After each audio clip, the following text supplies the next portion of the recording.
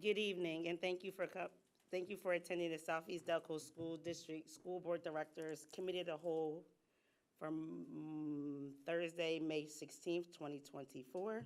Dr. Sanchez, I'm going to hand this meeting over to you. Good evening, everyone, and thank you very much, Madam President.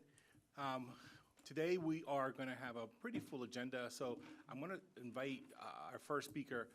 We're doing things just a little bit different. We are going to have a number of presenters throughout the presentation of the agenda items. We're going to highlight some of the success of a pilot study because part of it will be asking the board to consider growing that study, the work that we did from one school to other schools. So it's going to be a little bit busy traffic going up to the mic. So I'm going to start out by the education report from Dr. Gibbs Tapper, who will be sharing some information on the first two agenda items.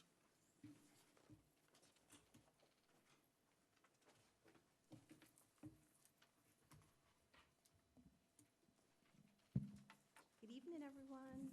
Good evening. Hi. All right, so under education, the first item that's up is to approve the educational contract between Vanguard Schools, one of our out-of-district placement schools, for the 2024-2025 school year for two of our students who have been attending the program. The second is also an educational contract for Pathways School, which is another approved private school for a student who requires special education and special services. That should say for the 2024-2025 school year, so that's a typo right there. We also no, I apologize. This is for the 2023-2024 school year, which is this school year. They added PCA services. So the child currently already goes to Pathway School, but they added PCA services at the Pathway School after his IEP meeting that just happened about a month ago, and they felt as though he needed that service. So they are going to supply the PCA at Pathways. They're going to scout that person out. They just needed us to approve the contract for that student. So those are my two education items for this month. Thank you very much, Dr. Gibbs Tapper. Invite Dr. Lori and Ms. Okay. Dr. Gibbs Tapper, can you just make sure that, can you just give me the names of those two students offline, please, just so I can make sure if I can vote or not? Sure. I mean, three. It looks like three. Thank you.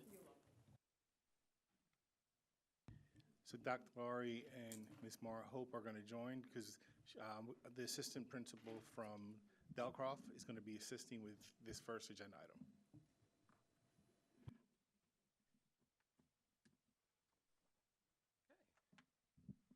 Good evening, everyone. So we have a bunch of exciting updates and new initiatives that we're going to discuss tonight involving curriculum and instruction. Wanted to start off, we're actually going to, as Dr. Sanchez said, kind of dance around the agenda a little bit. And we're going to take a look at agenda item number 7, which is the approve the proposed agreement for Renaissance for the STAR Diagnostic Assessment Platform and related components. So if you may recall, I stood up in front of the board over the summer, and we talked about the need, based upon feedback from our administrators and our teachers, to really take a look at our assessment platforms and the time that we're spending on assessments. So I approached the board at that time to discuss a pilot program which would introduce the STAR assessment program, and we decided to utilize the Delcroft Elementary School as our pilot location. So we are at the conclusion of almost a year full of utilizing the pilot program. And I wanted to bring Ms. Mara Hope up, who is the assistant principal of the Delcroft School, who took the project lead and implementation over at the Delcroft School, so we can talk about some of the experiences we had with the pilot. Thank you. Thank you for having me. So I just wanted to start off by giving some general information. So what this is, it's a program where it allows for a diagnostic, which is a test. So it takes the students anywhere from 20 to 30, 35 minutes, depending on grade level, to take this diagnostic test. All the students, 1 through 8, do take this diagnostic test. We chose to do 5 times a year. You can change that number. It could be 3, 4, 5, 6, 7 times a year. We thought 5 was a good starting point for us. We even started with 4, and one of our teachers said, I really want to see results right before the PSSAs, which I thought was a phenomenal idea, and we were able to implement but because it's so short, what we loved about it is it does not take away from too much instructional time from from each of the classes. Information pulled from the data is valuable for the teachers and how they're implementing their instruction and their learning, and how we're pulling our interventions for our students so that they're getting what they need to prepare them. So some benefits to the students, again, shorter diagnostic for them, less instructional time taken out of their school day. The way we started it was we encouraged our teachers to meet with the students. Once the students take it, meet with the students about their scores, about their data, what they're seeing. And our teachers took that and ran with it. They were meeting with their students.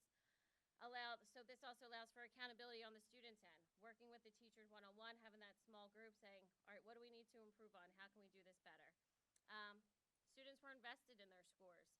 A lot of students, after they took the diagnostic, by like the third one would even come to me and be like, Ms. Hope, what's my score? I want to see it, before the teacher was even able to give it to them, because they were excited. So seeing that excitement, they wanted to do better each time, was really valuable. And then the information, which is so valuable to parents, was able to be sent home. So you were able, through this program, to print a report off for the parents to see, so that they can have all the information. So again, benefits to the educator. It doesn't take a lot of their instructional time away, which is so valuable. It breaks down the student data very easily. It's very easy to read. It's user-friendly, the website, the program. There's so many reports that you can pull as an educator. You can use it to really create small groups of what the students need. Teacher data, analyzes diagnostic. Really, our teachers were using it to help guide their instruction, which is what we want. We want the best for everybody, teachers and students included. And again, with the parent information, it was able to be there. I think that was it. Thank you. So thank you, Ms. Hope. So we piloted the platform at the Delcroft School for the entirety of the year. All students in grades 1 through 8 were administered the assessment throughout the year. And obviously, the point of a pilot is to, A, ensure that the program we're getting what we felt that we would get in terms of data out of it, but also, B, work out some kinks and work out some problems before we turn to a full-scale implementation across the district. So working closely with the platform company, working with the teachers, working with the administration of Delcroft, some of those little nuances and those little intricacies in the very beginning we're able to work out so that we know what to expect when we start to roll out for an entire district. One of the benefits for agenda item number 7 is the cross-compatibility with agenda item number 6. Agenda item number 6 is our recommendation that we renew the Admenum platform for 1 year so that we can continue our computer-based online intervention program. Now, why would they be interrelated and why would they be connected to each other? There is a cross-platform interoperability between both agenda item 6 and agenda item 7. So we would no longer need to provide the Study Island benchmarks and the Admentum ExactPath screener. We would simply be using ExactPath as our computer-based intervention tool. The data from STAR, through work from the school administration, feeds into Admenum. So whatever assessment with STAR that we provide our students, that data feeds into Admenum, and then that allows our kids and our students to have their learning pathways created almost seamlessly like they currently are right now. We're just trying to get better data, quicker data, return the focus to teaching and learning, but make sure that we're not just giving assessments to give assessments. We want our teachers, our administrators, and our students to have accountability for their data metrics. One thing that we really pushed hard this year was data accountability for students, and principals across our district were tasked with beginning to have those data conversations, teachers having data conversations with students, and principals having data conversations with their teachers. Delcroft, obviously, as the pilot school, was quintessential in starting that process there. So those are two, agenda item 6 and agenda item 7 are to renew those different programs, expand out from a pilot, and then renew the Admentum suite for 1 year while we work to make make sure the cross-compatibility between the both is on point. Continuing our map of agenda items here. in I'm sorry, Dr. education- Larry. Yes. You said you were gonna eliminate what other programs if we move forward with these two? Sure, so we are keeping, recommendation is that we keep Edmentum ExactPath as the intervention platform, but we do not provide the Edmentum ExactPath diagnostic screener and the Edmentum Study Island benchmark exam. So we want to eliminate those exams, replace it with Renaissance Star, grades K through 12, so that we will have one assessment that we can track students over their 13 years in our district. Okay. But the data feeds into ExactPath, so we can still continue on the learning pathways. Okay, thank you. Of course. Agenda item number 3, we also, last year, for the first time, came to the board and we requested that we begin an online evaluation system for teacher and principal leadership and observations.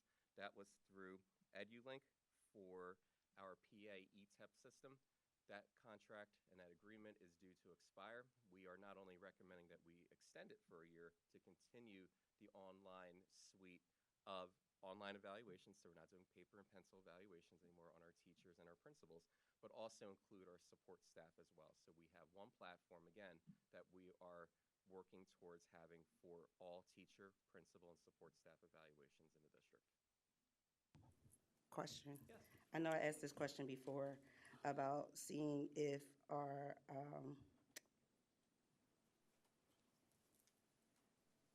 Power School.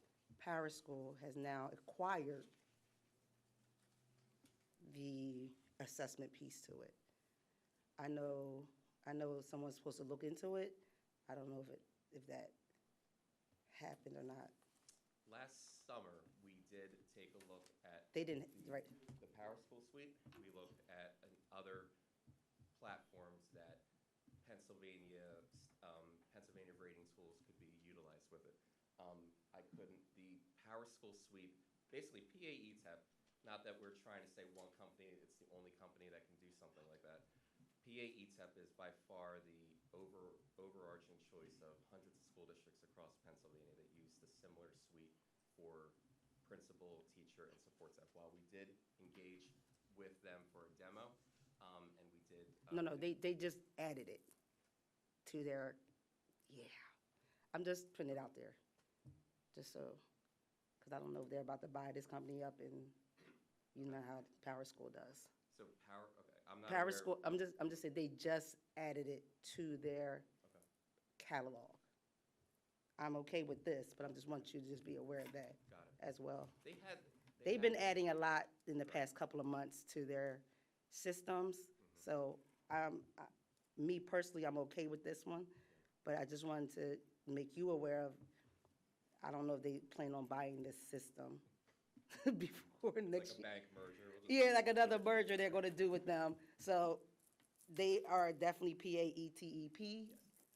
That's what they just added to their suite, so We will, I'm just giving you a heads up we will on it. absolutely take a look at that. We are aware that the PA ETEP platform is getting an upgrade. I was not aware of any kind of acquisition by Power School or anything like that. Got it. So it was a major milestone, a major change to be able to add online evaluations. I give our principals, assistant principals, and our teachers across the district a lot of credit because it went extremely smoothly this year. And by being able to warehouse and to catalog all this data, over time, it's just going to simply improve our efficacy of ensuring that we have high-quality teachers in front of every student. Ms. Woodfolk, did you have a?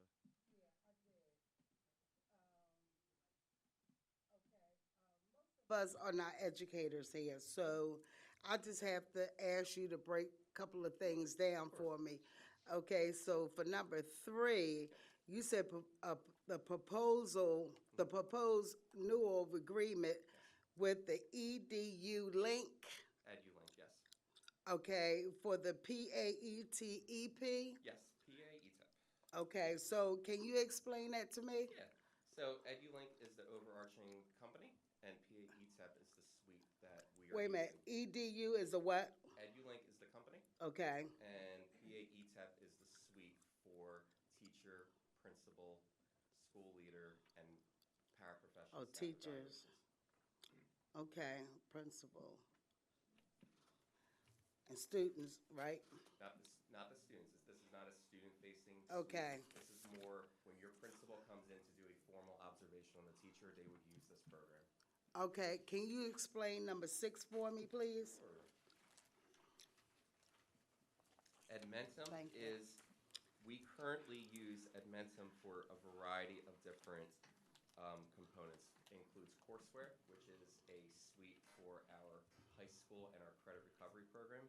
We currently use it for study island benchmarking. We also currently use it for exact path progress monitoring and benchmarking through the exact path assessment platform and exact path for the intervention program. So we are basically eliminating certain components of that because agenda item number 7, that would be our assessment suite that will get our student data for us. So we're going to keep Edmentum, or recommending that we keep Edmentum for the intervention side and the courseware side, but we no longer are in need of their diagnostic assessment and their study island benchmarking. Okay, so again, you're not talking to an educator, so are we talking about certain,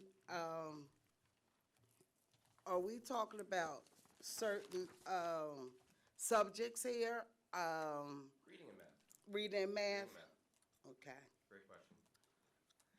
And, now I have been into one of your meetings with math, and I see that you guys, I mean, the kids are, picking up with math. So, with reading, I haven't, saw the scores or anything, so how is that going? So, as a district, you probably recall me standing in front of you several times that we have a math problem. And our administrators and our teachers, absolutely, mathematics has been a absolute focus across our district over the last 2 years. Okay, So while we have a long way to go, Right. I was very proud. I'm proud of our schools, our kids, and our principals, and everybody that's supported. Right. Because we are making growth, and we want to sustain that growth. Right. So with that, Ms. Woodfolk, that would lead us to agenda item number 1. Agenda item number 4, which is the agreement to, see how we're kind of taking a little map tour here of curriculum instruction?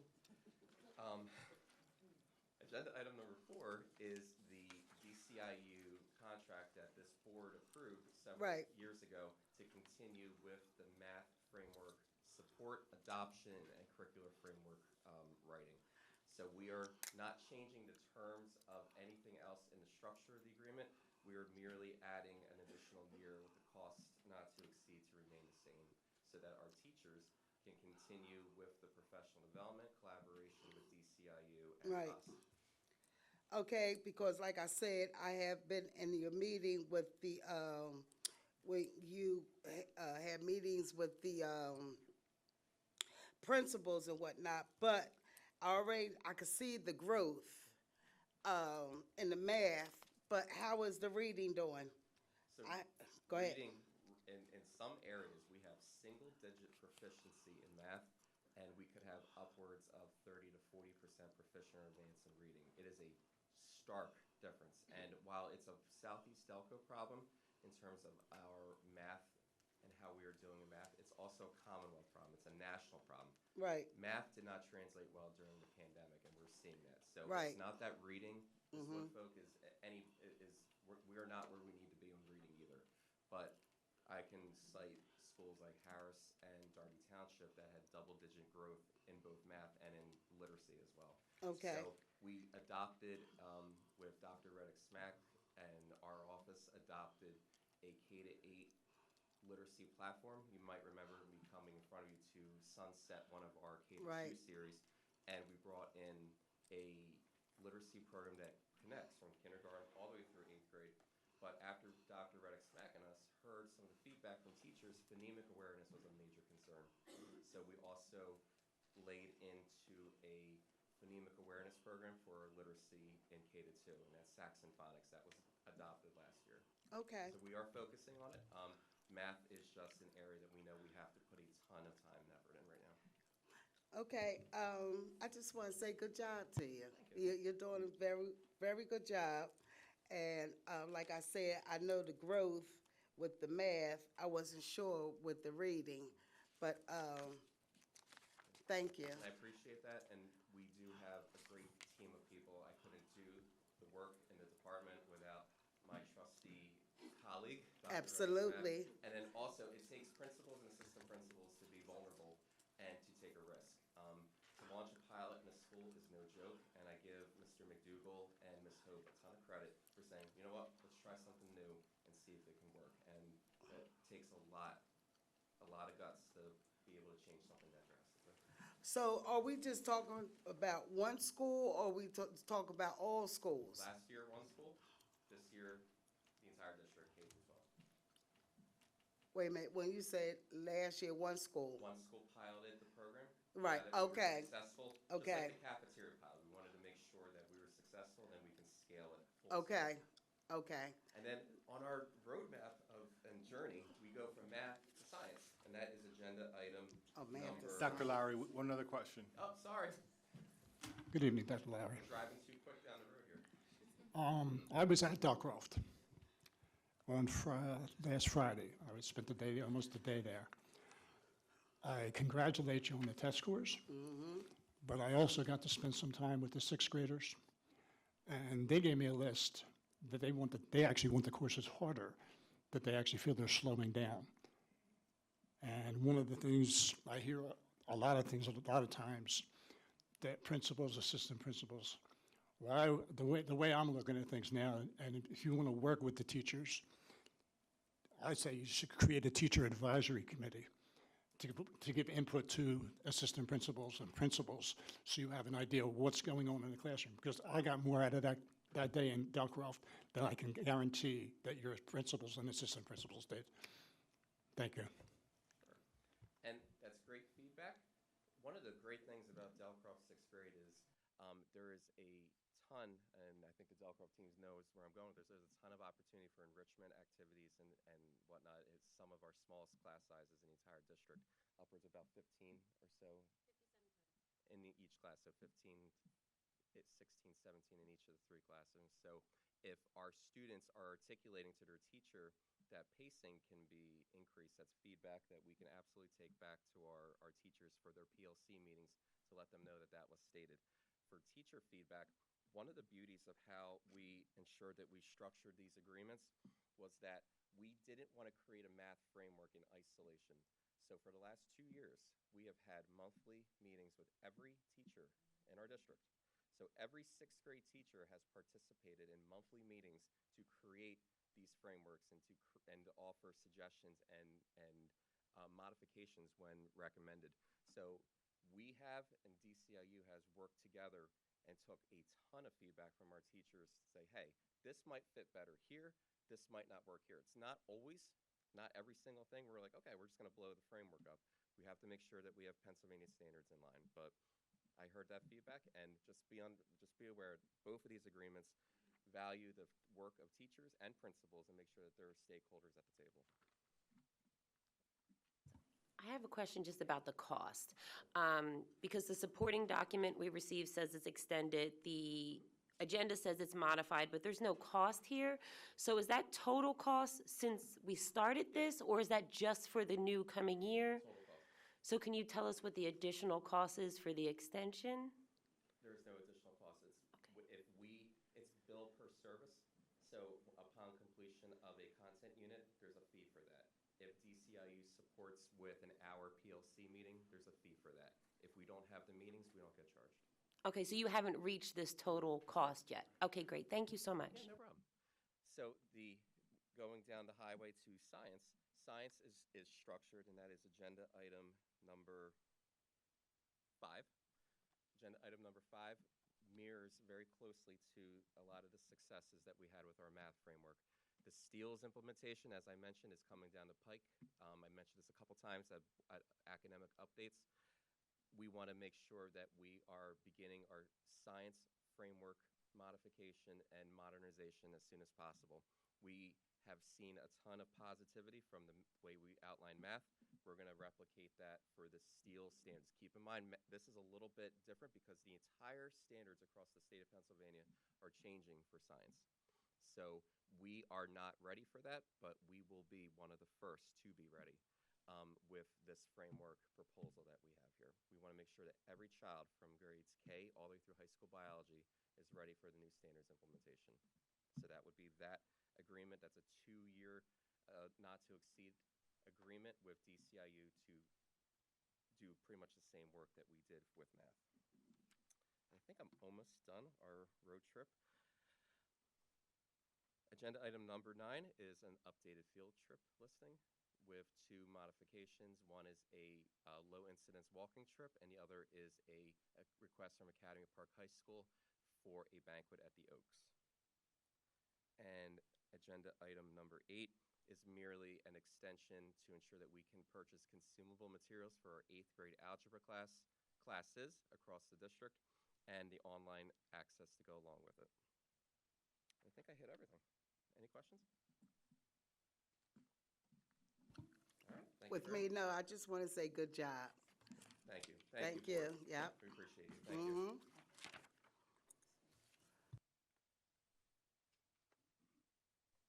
So I want to invite Dr. Gibbs Tapper back to the podium. As she's walking up, I'll explain. There's a requirement for PDE for us to be able to present to the board the special education plan. So it's an informational requirement that we have from PDE. We also have to make it available, so it's available to the community and the public. It's on our website. We have to have it up for 30 days to give the community an opportunity to give us input. Dr. Gibbs Tapper? Good afternoon again. All right, so as Dr. Sanchez stated, the special education plan is in a mid-year review, if you will. We just had our special education plan approved September of 2022, and our plan has come up again. This was due to an extension that was offered because of COVID, when COVID was going on, so it's kind of odd that the plan is due 20 months later. So because it is just 20 months since our plan initially was approved in September of 2022, and here we are just in May of 2024, a lot of the material that's in the plan has really just very redundant. It's not a lot of updates on the plan. However, there are some tweaks to certain sections of the plan. So what I'm going to go through are the different changes. Biggest thing that comes out of the special education plan is something that has to happen every 6 years, which is cyclical monitoring. We completed cyclical monitoring about 2 years ago. We made the corrections that were needed, and we successfully passed our cyclical monitoring. But from the monitoring, what happens is they will tell us indicators that we need to improve. And 2 of the areas that we were noted as areas of improvement for the district was A, LRE, which is least restrictive environment, stating that we need to definitely try to increase having more of our students in regular general ed classroom and really enhance the inclusion model.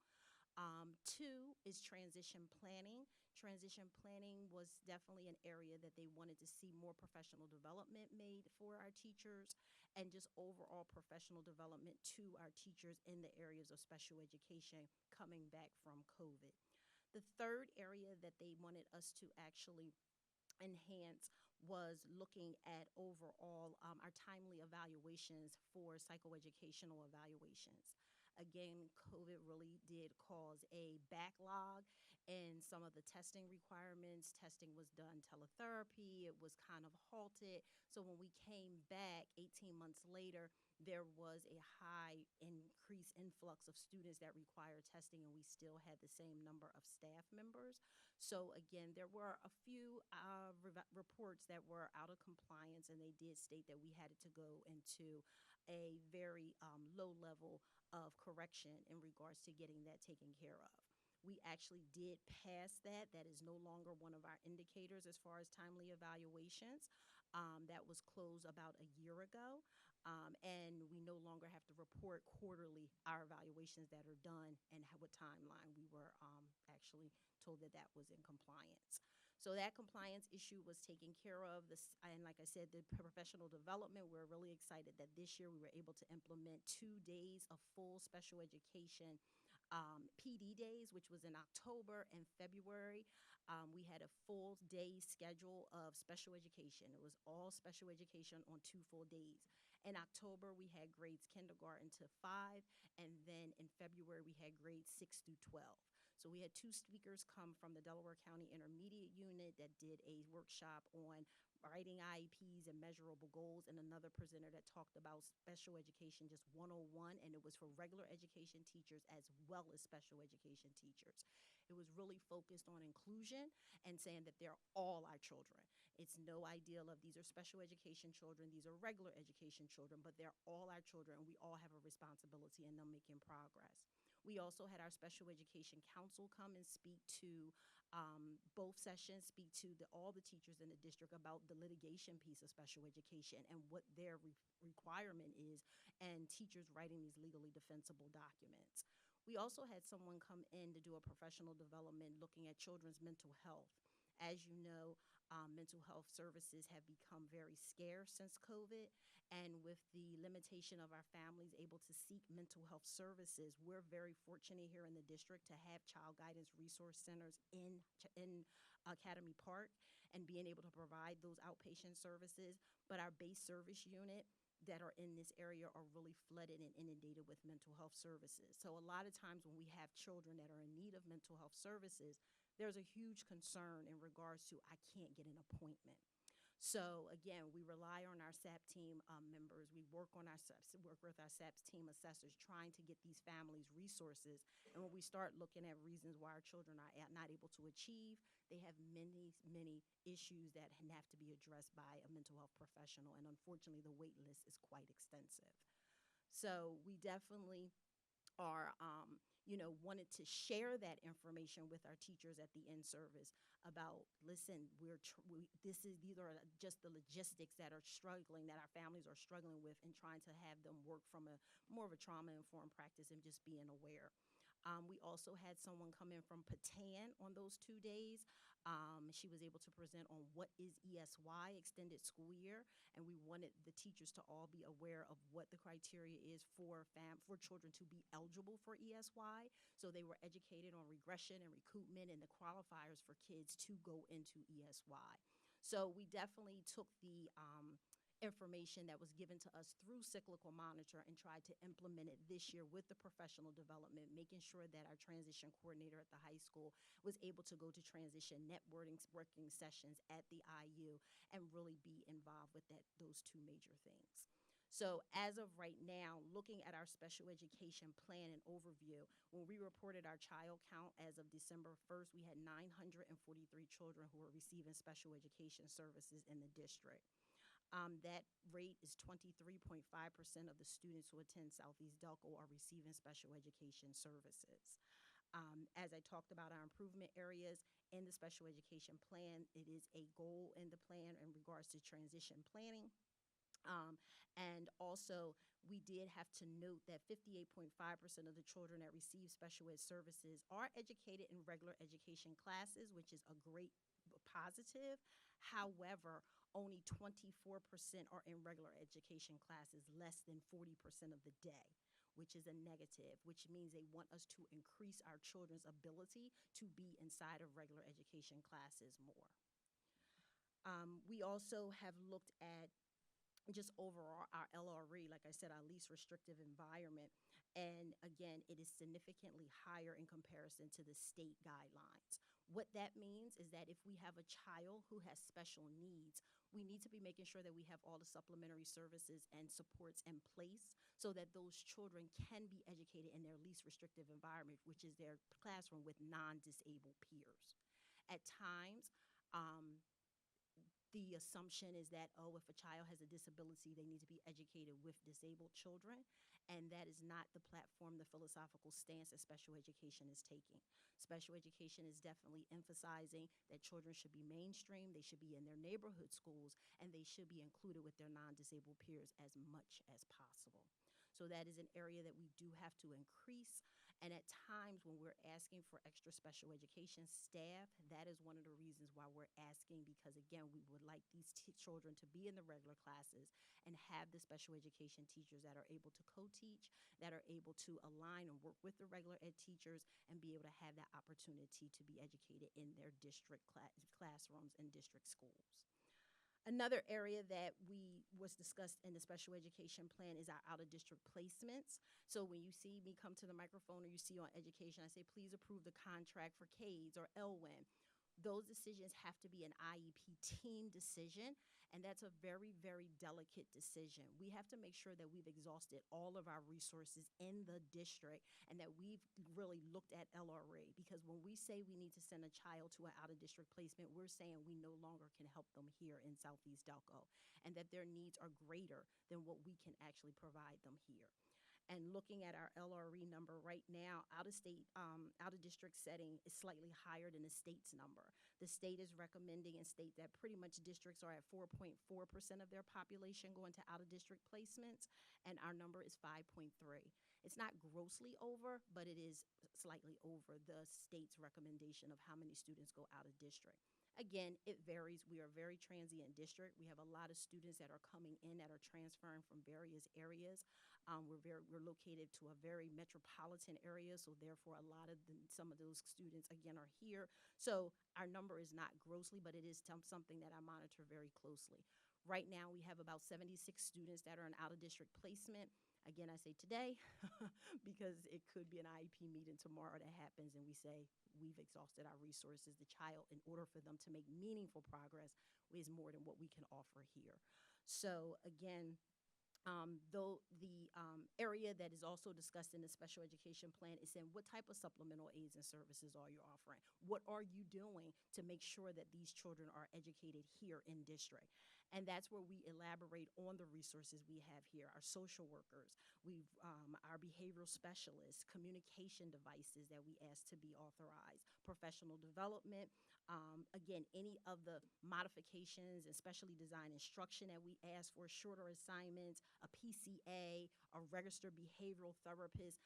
All of those supplementary services are trying to be put in place so that the children can be educated here and be successful and safe. The next piece talks about, well, what are you doing if you do have to send a child to an out-of-district placement to encourage them to come back and encourage them to be able to return back to district. First and foremost, any child that's out of district, myself or Dr. Ryan will be attending that IEP to act as their LEA, which is we stand as their representative. The parents, the schools, they know they are our children. We're just actually allowing you to educate them because the resources are not here or that child needs a higher level of care. But we stay informed about what's going on. If there's any type of discipline issues, if there's any type of transportation issues, we are here to be able to make sure that they know we are their school district. When we have events such as graduation, prom, we get their names. We make sure their name is still in the roster. And then the program, we make sure we ask them, do you want to attend graduation here, or do you want to go to graduation at the school, at this private school, or out-of-district placement school, or do you want to go to both? Do you want to get a diploma from Academy Park, or do you want to get a diploma from your approved private school, or do you want both? So we try sports. You know, yeah, we do have this team. We do have this availability, and they can do cheerleading here if that's what they choose to do. So we do encourage them to understand they're still a part of our community as best as possible. So that's discussed in the report in regards to what are your efforts in regards to maintaining children and making them feel like a part of the community here in Southeast Delco. Lastly, again, we're just talking about, they asked us, what do you see in the future in regards to your special ed program and your needs? And one of the areas that's discussed in the plan is that we do see a need to expand our autistic support programming. So we have communicated that today in the principals meeting, talked about this with Dr. Sanchez and Dr. Ryan, Dr. Laurie, in regards to what is the best way possible to expand our program of autistic support because our numbers are growing. And we have to make sure that our teachers are working within their caseload limits. IDEA and the federal guidelines tell us how many children that a teacher, special education teacher, actually can educate and be responsible for. So we try our closest to make sure that they're teaching children to that number. However, at times, because of certain various variables, we've had to say, can you take an extra child? We need to, what's going on. So we are always cognizant of those numbers and looking at those different situations and scenarios so that we're following and the guidelines that are set forth through the special education guidelines. Next, they talk about, well, as far as assisting them with children with mental health, and what are you doing? As I said, I talked about that. And also, I do want to say thank you to Mr. Resanoff because he does help us with the Handle with Care, which is our physical restraint training that is offered to our teachers who are working with a population of students who actually do have to be physically restrained in order to stay safe. So we will be offering those services, and that's listed in our plan that we do offer Handle with Care training. We are implementing positive behavioral supports. We are offering a counselor, social worker, guidance counselors, school counselors, social workers, behavioral interventionists, and all of the other related services we talked about. And again, there is a huge focus in the special education plan just looking at SEL, social and emotional learning. And what are we doing with social and emotional learning, and how are we making sure that that's being implemented in the classrooms? So we talk about responsive classrooms, we talk about restorative practices, we talk about our MTSS plans, programming that we use, we talk about SAP in our plan, and all of that is listed here. And again, the last piece of the plan is really just focusing on the names of the teachers and what population of students that they're actually servicing in our district. Any questions? Good evening. I'm starting to get to know you a little bit more as we're going along in this process. I'm very impressed. The thing that concerns me is I'm going to back anything for inside the school. My biggest concern is what can we do for the parents and how can we help them? And can we get a copy of your plan for all the board members? Yes, yes. Definitely you can get a copy. It's 140 pages, so it is in a binder. That's so no problem. We can give you a binder, absolutely. And again, like I said, it is under special education on the actual website. And if you go under forms, it's listed there as well. And that is where, and it is going to be posted for 28 days. So it's been up for about a week. So it's required to be posted for 28 days. Your first part of your question is the parents are key. We definitely understand that they are a crucial and vital member of the IEP team. And we emphasize that greatly. If we have a parent and we have an IEP meeting and we invite them, and say, for example, they don't come, we send an invitation. We send it either email, dojo message, they might send it home with the child, and the meeting happens and the parent doesn't come. We schedule a second meeting. Case manager typically reaches out via phone, via email. Hi, we need to have the child's annual IEP meeting. Are you able to come? Let us know your availability. Parent says, oh, I can come tomorrow at 8:30. Just say something comes up and happens. The parent doesn't come. That's our second attempt. The third attempt, we try to schedule again around the parent's availability. When the parent says, yes, I can come on Monday at 8 o'clock, and Monday at 8 o'clock happens, and unfortunately they can't make it that time. We try to send the third invitation out certified mail so that they sign for it. And then again, we definitely, they just cannot make it, we make so many efforts to continue to make sure that they're a part of the process. If they don't come to the IEP meeting for the third time after we send a certified mail letter to them, we will handle the IEP amongst the team and state that the parent was not available. We will mail the family the whole IEP, all the documents that goes, and then invite them again. Please call us to let us know. If you have any questions, concerns, comments, let us know. And sometimes, again, the IEP meeting, we'd always start the meetings by saying, you know your child better than us.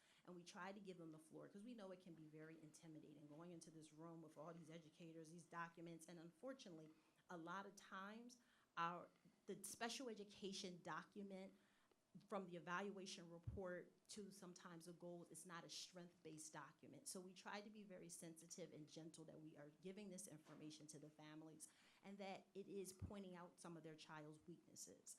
So just trying to be ginger with that and trying to be able to be compassionate with that. understanding if they need more time to look over documents, we try to really emphasize that. And that's the PD we really offer with our teachers, from teacher mentors to our special ed teacher mentors to myself to anyone that's working with them. One of the biggest things is that our parents definitely did attend the Parent Advisory Council, and they had a really good turnout for coming. And I know when Ms. Perry was overseeing that, she had special education liaisons and special education experts come speak, and they actually did tell me they really enjoyed that information and knowledge. So one of the things that we definitely want to expand in the special education department is more of me in the department so that we can have more parent outreach. So as you know, it was just approved this year that we could have a supervisor of special education. That position has been, was filled for a short amount of time, about 3 months, and then it's been vacant again. So it's been quite, there are many goals, definitely parent involved. We have to stay in compliance, number one, with so many things, but definitely very goal-oriented of how can we have those just special ed parent committees. I have one family over at Harris. She was actually at a special ed conference that was in Hershey that I went to in February. She ran up and we hugged each other. And I was like, I'm so glad you're here. And she was like, I'm learning so much. And she too asked, is there any way that we can have more special ed parenting? So as soon as we get more special education staff in the special education department, definitely it's a goal, absolutely. Well, then with that, I'm going to do a follow-up. If you had a wish list, and you don't have to send it to me right now, you don't have to say anything. I just want you to email it to Dr. Sanchez. And thank you very much. You're welcome. Thank you, Mr. Lapp. My question, with communicating with the parents, can you do it by Zoom? We are still excellent question, Ms. Harris Johnson. We definitely are still offering Zoom meetings. That's a great question. I remember when things started to come back to what we would say, I don't know, we said our new normal was Zoom, but then I guess it came back to ordinary or face-to-face. And I remember telling Dr. Ryan, I don't want to throw the baby out with the bathwater. And I said to him, please don't make me throw the baby out with the bathwater, meaning we cannot get rid of Zoom and Google Meets for IEPs. It is so convenient. It brings so many more parents into attendance. We also have digital signature now through Power School. We did have DocuSign and still have DocuSign. So it's a great resource to be able to have the parents still be a part of the meeting. Yep, absolutely. You're welcome. You're welcome. Thank you, Dr. Tapper. Not to keep having you here, but the question I would have is, I know you're saying that it's very hard to have these advisory for parents. And as you just stated, it's not just a special ed department thing, it's a whole collaborative approach. So have the principals, when they have these events, like they have math night, they have reading, they never have special ed night.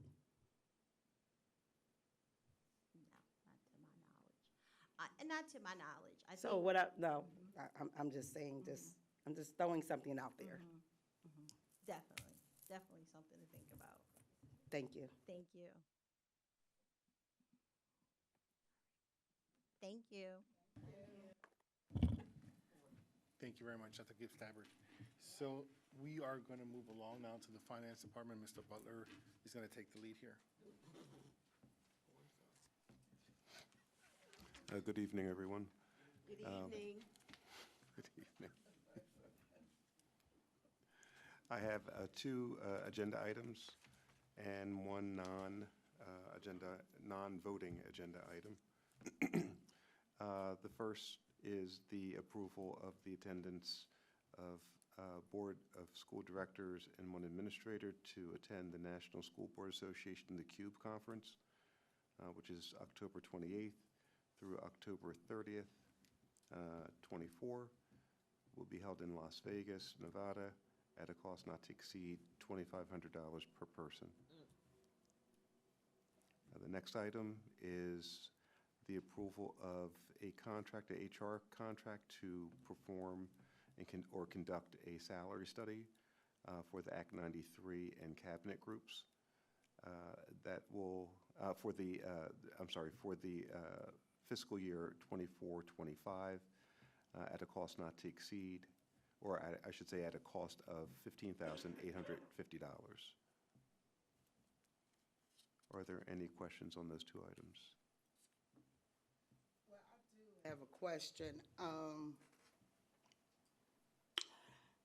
For number 2, you're saying that the salary for Act 93, excuse my ignorance, but are you saying they're getting a raise here? No, No. this is just, so there's conversations going on currently about the contract, the agreement, I should say. It's not a contract, it's an agreement that expires June 30th of '24. Oh, agreement, okay. Yeah, so this study will give us a base document to know how to proceed as it relates to salaries in the Southeast Douglas School District. So this is an outside consultant who will come in and do a study for us. Okay, okay, thank you. I You're welcome. understand now. Thank you. Sure. Okay, and my non-voting agenda item, you will recall at the April 25th board meeting, legislative meeting, the board approved a preliminary proposed budget. And just to review, it had revenue in the total amount of $107,182,575, expenditures in the amount of $108,393,483. There was a difference of $1,210,863. So the breakdown of that, in order to balance out the budget, would be a 6% increase in real estate taxes, and the difference, which would be the shortfall of the $1,210,863, would be use of fund balance. Now, again, that is, say that again. Oh. The breakdown? Yes. Oh, so the breakdown, in order to fund this budget year, and again, this is preliminary proposed. This is not the final budget. It would have, you want me to go with the numbers again, Ms.? Yes, the 6% increase. Okay, so it would be a 6% increase that is already built into the revenue number that I gave off, which was $107,182,575. And then the expenditures again, $108,393,438. And then the difference between that would be $1,210,863. That amount will be a reduction against the fund balance in order to budget the preliminary proposed as it's presented. For the 24-25 For- academic school year? Yeah, for 24-25. And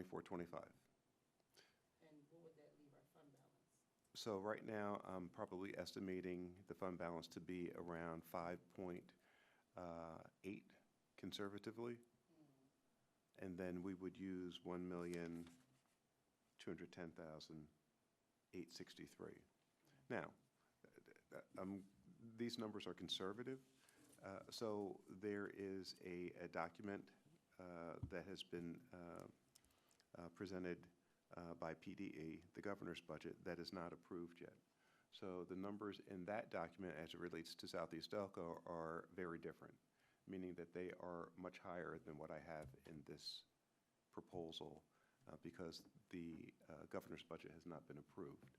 So I did not want to put numbers in that could potentially reduce these numbers greatly without knowing or having certainty that the numbers as they're presented are going to be close to what they are presenting, or are they going to be very different and much lower. So the numbers that I have in the budget now is what we're going to receive this year in 23-24 currently, and then I increase those numbers by 3%. The proposal from PDE has, or from the governor's budget, is probably an increase close to 8%. So right now, it's at 3%, and as we get closer, I'll revisit those revenue numbers. But in addition to that, the conversation around what is budgeted as expenditures is an ongoing conversation up through the adoption of the budget in June. Let me just very quickly talk about how this budget was built. So you will hear me refer to this as a maintenance budget, which means that I'm maintaining, this budget is starting off from 23-24, and I'm maintaining staffing, contracted services, all of those expenditures that we have in 23-24, I brought forward into 24-25. Now, the critical, one of the most important parts of this is that we know that most of the budget is salary and benefits and payroll costs, right? So there are staffing positions that are in this document that we have currently that are funded with ESSER federal dollars, okay? The difference is that the ESSER money ends in September of '24. So there isn't anything built into this budget from the federal aspect to fund those positions that have been funded the last couple of years with federal dollars. So that's what I'm saying. I'm maintaining those positions. So we have math interventionists, and Dr. Lowry and Dr. Ryan, please help me with the different positions. Okay. Okay, so we have those currently, and I brought those same positions forward into this budget, but they are not funded with federal dollars. So in order to, you would have to eliminate those positions to have an impact on this budget. So that's a conversation that is ongoing, and I do have a note here that I'm asking the board to submit any things for consideration or suggestions to Dr. Sanchez's office, and then we can have further conversation and see how we can modify this budget document. I would like to request a budget retreat. That way you could explain it to all of us at the same time and break it down, and with us coming up with any ideas that we see and any options coming from other places.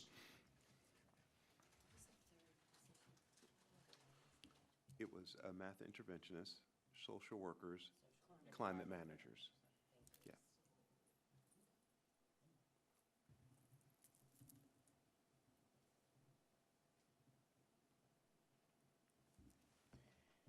So question, since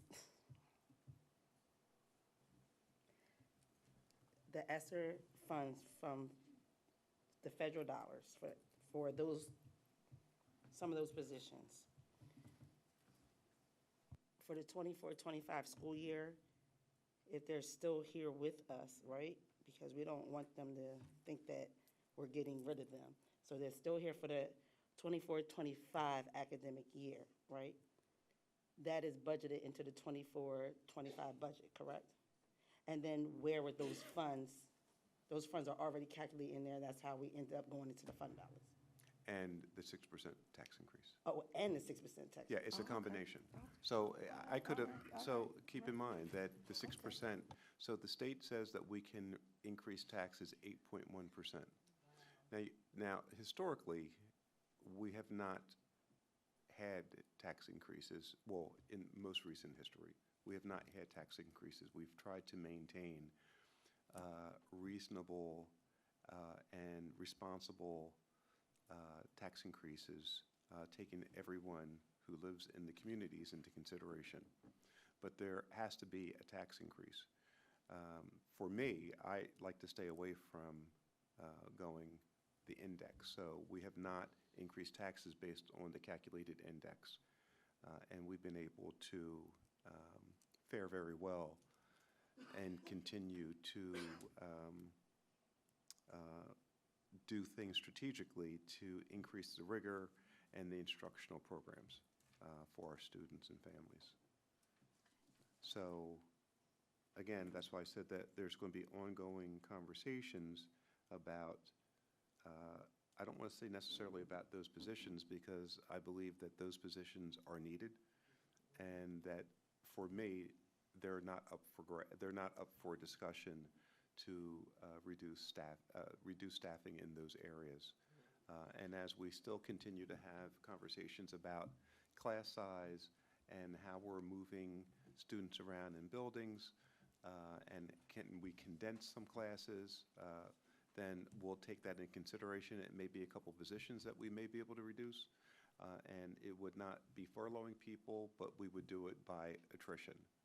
So those folks that would be leaving, if they do decide to leave, we would at that time decide whether or not we can modify some of the numbers, not staffing, but student class size numbers, and see if we can move folks around so that we don't have to replace that position. So that's why I say through attrition. So we're not going to have it where folks are furloughed. I don't think that's necessary for this discussion or in the future. Your mic. Your mic. What I'm going to say there is, I don't want to see any teachers leave. I mean, they're our core. But what I'm going to need from you now is to be the most creative you can be. Because that's how this game's going to play. I need you to be the most creative you've been in your career. Okay, I'm not too sure what creative means. Actually, what I'm saying, when you're looking at that one number that, I mean, because even without looking at your preliminary budget, I actually told Ms. Cherie, it's got to be at least 5. But I mean, before we even started discussing, I just glanced and said, it's got to be at least 5. And I know it's going to be difficult, and all of us got to get in with them and get in. And you know what? Even the teachers and administrators out there, if you can come up with ways of cutting your classes, cutting down things and you know, that you can not have to spend money, You're absolutely please do it. But to come to us for like things that you need, because that's how we're going to get through this. And it's not going to just be 1 year, correct? It's not going to be just this 1 year. It's going to be another year after that. Yeah. So, thank you, Mr. Butler. Mr. Butler, thank you. I'm just a little shocked. I'm super shocked right now. So, have we looked at grants for certain positions or availabilities? I know that was one of the things that some of the school board members So were there talking are about. grants that are being considered, but they are project and purpose specific. Okay. So they're not grants that we can say we're going to get a $400,000 grant and that the narrative says we can use it any way we want to. It's not, it has to be for specific.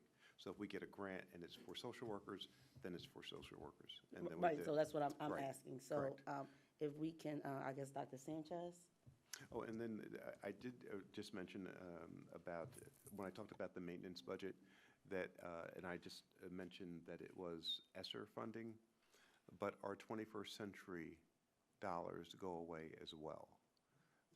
So those positions and that programming is still in this budget. So the after-school programming is still in the budget. Again, some of the things I'm talking about are necessities in this school district. So we have to figure out a way how we can not affect any more programming. And as I mentioned before, because from my perspective, there isn't any more programming that we can take away and still have a viable instructional program and for our students. So it's just, it's a continuing conversation, and that's where I'll take your word creative and let it rest in that scenario. And the nice part of this may be that the governor's budget may come in higher than what I have budgeted. So that's why I mentioned that at the very beginning. And if it does, then we can still be responsible and have these conversations about what are the potentials, but we'll know that we can either leave it in and continually modify and look at class size or programming within the school buildings and see what savings that will bring, and then that would just go, those savings would go into our fund balance, which is very important. Because what we don't want to happen is to be back in 1819, where we had a negative fund balance. And we're way in front of that, and we need to stay there, primarily because it keeps us in good standing, and then it will give us the ability to, if we, as we talk in the future, embarking on capital improvements in the district. And there are some that are very, very much needed. And we're doing a lot. Mr. Curry has some, he'll report on some of the bids. And it's all about enhancing and putting us in a different light educationally.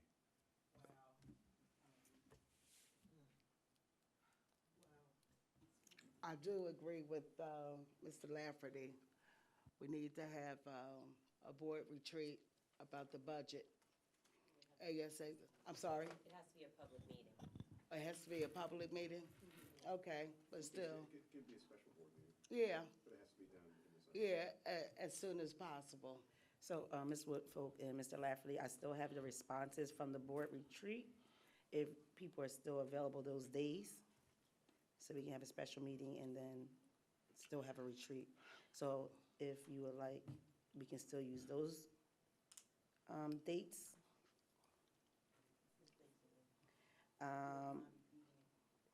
The 15th, the 18th, and the 25th of May. And then we can add some more on for June, if you like. 20, well, I'm good. I'll send the email out. Yeah. Okay. What I would like actually is have Mr. Butler pick the date and see what the responses would be. I'm flexible. You folks pick the date and I'll be present. So I'll send the email out tonight, and then hopefully everybody responds back. Yeah, because we're gonna need this as ASAP. Maybe Well, you should we have need made to this one the start. last one. Knock on somebody's doors. The fiscal and finance should have been the last one tonight, okay? So now you guys can talk through other things. Sort of No, because now that's gonna be on my brain. All right, thank you. Thank you, Mr. Butler. Wow. So now Ms. Woolley is going to follow up on that and lift the spirits up. She always does. Mrs. Woolley? I love it. I love it so.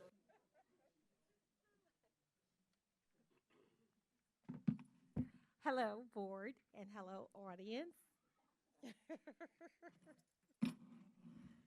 I don't have a presentation or anything like that, but I got some good news, I think. You know, when it comes to the staffing, I have some good news.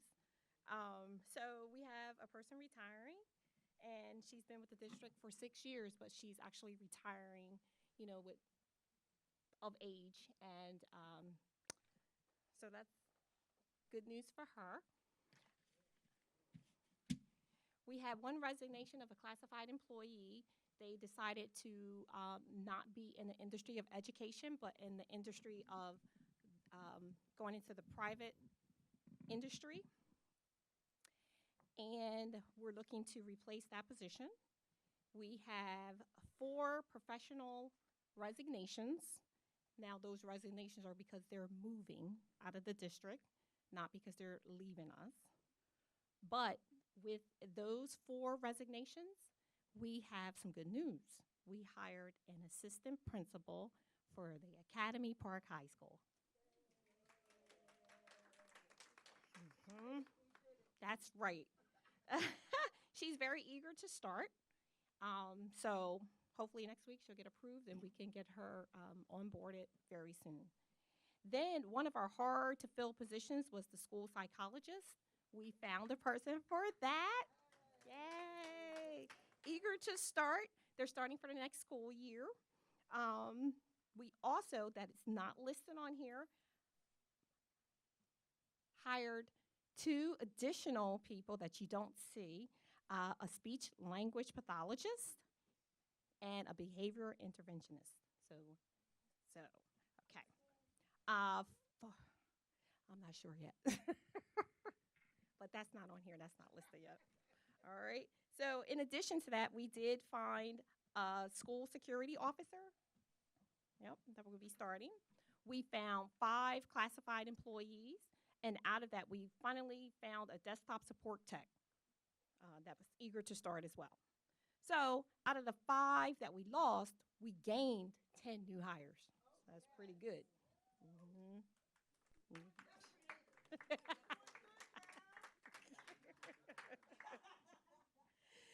So number 8, we're ratifying some supplemental contracts. We're trying to pay out some of the supplemental people. So from 9, 10, and 11, and 12, I'm going to kind of sum that up. We want the approval for the 4 summer programs, which is the summer extended school year. And in the supported documents are the selected teachers that went through the recruitment process. Number 10, we want you to approve the teachers and the leads, the substitutes, and aides for the ESY program at the Academy Park High School. Those supporting documents are attached, and the teachers went through a recruitment process for that as well. Number 11, approve the credit recovery K-8 program at Darby Township School. The supporting document is there, and the teachers that we selected through the recruitment process are listed as well. And number 12, approve the summer enrichment program credit recovery at the Academy Park High School. Again, the supporting document is attached for the teachers that we took through the recruitment process. For number 13, we want you to approve the proposed revised job description for the instructional resource writer. And then 10, 15, 16, from 14 through 17, we want you to approve the employees for the summer programs, and the funds are listed from the general funds. That would be our special education teachers to write IEPs during the summer, teachers to participate in the summer IEPs, number 15. Number 16, approve the following school psychologists to work during the summer for the early intervention and school-age students, and the names are listed there.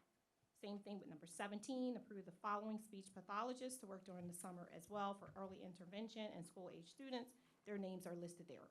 They've all gone through a recruitment process to be selected as well. Number 18, we want you to approve the proposed extension of the Southeast Delco School District Act 93 management team agreement with salary increase effective July 1st, 2024 for a period of 1 year through June 30th, 2025. 19, we are asking and just telling you that we have some professional employees that are tenured teachers. I want to just read their names.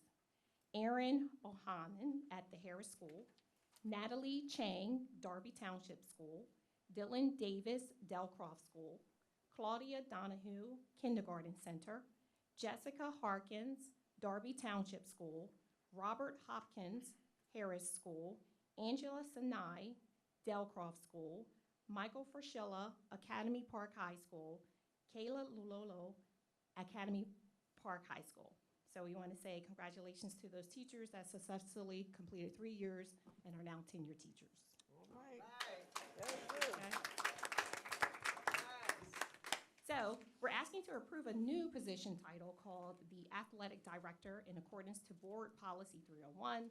That job description and supporting documentation is also attached as well. All right. Any questions? Mr. Lafferty? Ms. Woolley, how are you tonight? Good, how are you? Not bad. I actually saw your thing about mental health that I saw come out. And I would like to thank you, Ms. Barley, Dr. Sanchez. The only question I would have about that is when we started that little conversation, it was about a teacher that had diabetes 1. And I would like to know if the U.S. Disability Act is going to be included with their conclusions, because I've actually gotten nine other employees of the district to go to get help, to get their costs down. And if you can print it up and make it out and give a copy to all the unions of their employees, they can take it to their union members too. So that way everybody's happy. Yes. So one thing I do want everybody to recognize is we do have an EAP program, which is the Employee Assistance Program, and it is a paid benefit by the district for all employees. And if you have dependents, it's included for your dependents as well. So they do things like if you need mental health help, if you need a psychiatrist, if you need a nutritionist, if you need a lawyer to help you write a will, if you need a nutritionist, those services are free to all the employees and their dependents if needed. So when we're rolling out the open enrollment, that starts May 28th through the June 7th for all the employees, it's something that I want to kind of feature to let employees know about. Because, not saying a person's name, but I actually had a conversation with an employee, and he was like, oh, I didn't even know. And I'm like, yeah, here's this card, give them a call. You get like 5 free visits, and you should utilize it. So it's a really great benefit that I don't think a lot of employees know about. Thank you. So I see that up there. You want me to play it for everybody? So, That's nice. That's really cute.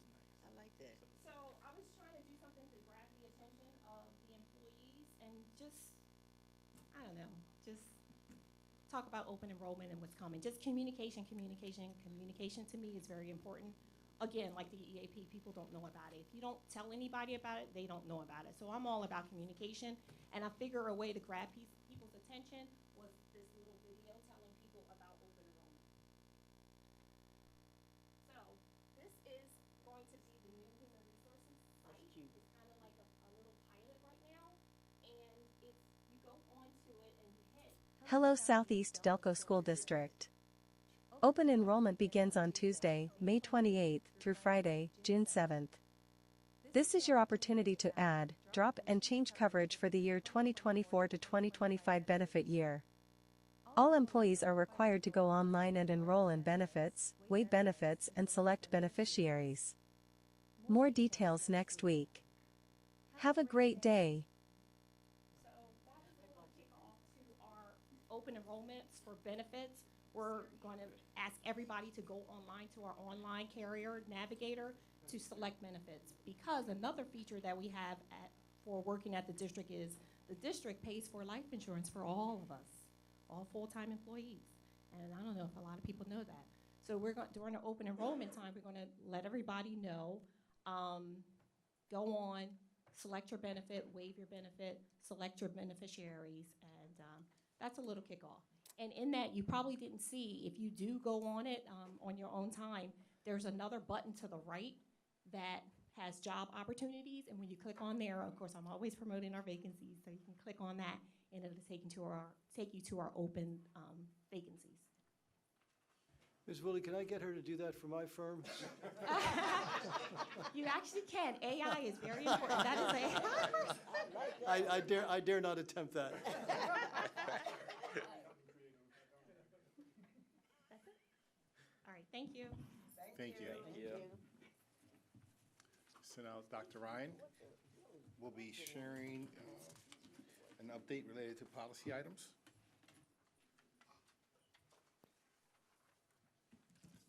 Hello, everybody. Hello.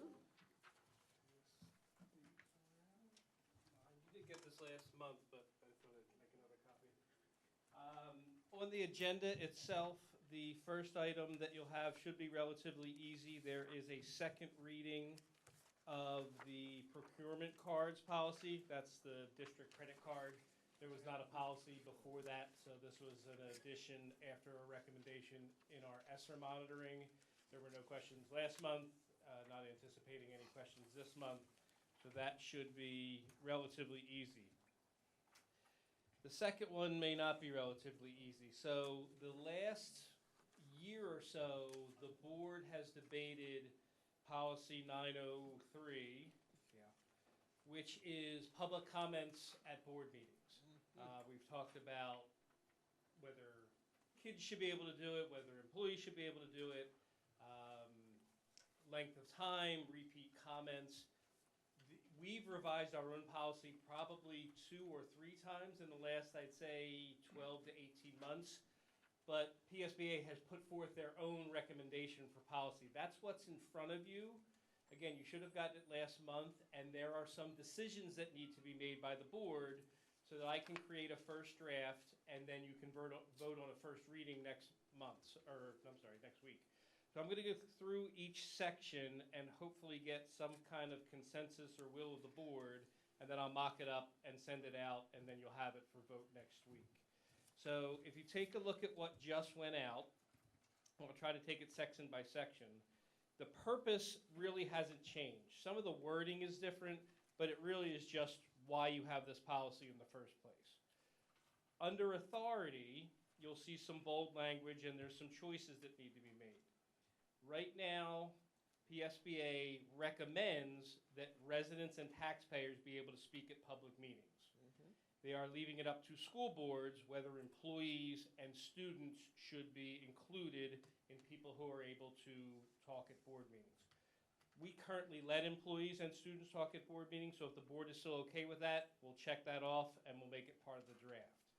Does anybody have an issue with the employees or the students still speaking at the mic? Okay, that's easy. Down to the next part, there's a little italics or whatever those things are called, ellipses I think maybe, where it says the presiding officer may expand the opportunity to provide public comment. We already do that because there's no set time limit, and that question is going to come up in a little bit. But do you want the ability to keep comments going as they go? Not for individual people, that's coming up in the next page, but just, we don't cut anybody off if they fill out a card. Do we want to continue to let everybody who fills out a card speak at a board meeting? So I have a question for Bob. If we did so we have a meeting and like 100 people want to come up here and talk, I'm just thinking hypothetically. If we say only 50 people are going to be able to talk, would that cause any type of legality? According to the Sunshine Act, you can make reasonable limitations on the amount of time that each individual person speaks and on the total amount of time for public comment. It has to be reasonable. You can't make it, 2.5 minutes. Right. But then again, if you have a meeting where you're going to have 3 hours of public comment, you could limit it to an hour, for example. It has to be reasonable limitation. But as long as it's reasonable, the Sunshine Act does permit that. Okay, reasonable. And So just- can we add reasonable? Well, just so you know what's coming up. So this line is actually about not having one of those four groups speak. So if you wanted somebody from a company to talk to inform the board that isn't an employee, that isn't a student, that isn't a taxpayer or a resident, you as presiding officer get to say, I'm allowing that person to come to the mic to speak. The time limits are actually coming up on the next page. So this is about, is there an individual who is allowed to come to the mic? Are you allowed to allow the individual to come to the mic who isn't a resident, a taxpayer, an employee, or a student? That's what this line is about on here. So the presiding officer would be the one who would say yay or nay to this? I believe it's the president of the board, yes. Okay, so I will hope that the And you can also change that language. That's your purview. Right, but I'm just thinking out loud right now, like, I will hope that whoever was coming to speak at a the board meeting that is not a resident taxpayer, an employee or a student, that they have already contacted either the president or the superintendent, and they already had their information and they know what their time limit is, but I don't want to speak. I don't plan to be on the board for 50 years. I understand. So I don't like putting things into policies where these are only 4-year terms, and then somebody down the line is subjected to this. And the boards can allow it not Yeah. as a matter of policy, it's just. Right, I mean, we so talk and we're gonna have for the me, person I'm from okay with EduLink this. come up and talk about PAETEP kind of thing. Yes. If I may, Yes. I suspect, this is what I suspect in my years of experience on this board and in other school districts.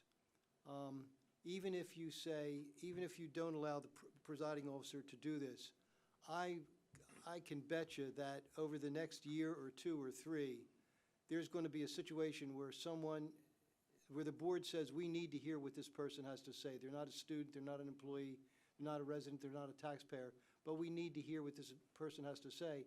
And at the consent of the board, that person can speak.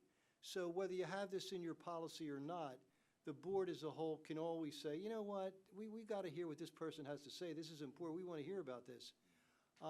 This simply makes it solely the decision of the presiding officer. Is that right, Jeff? That's their Yeah. recommendation, and their only recommendation is choose it or not choose it.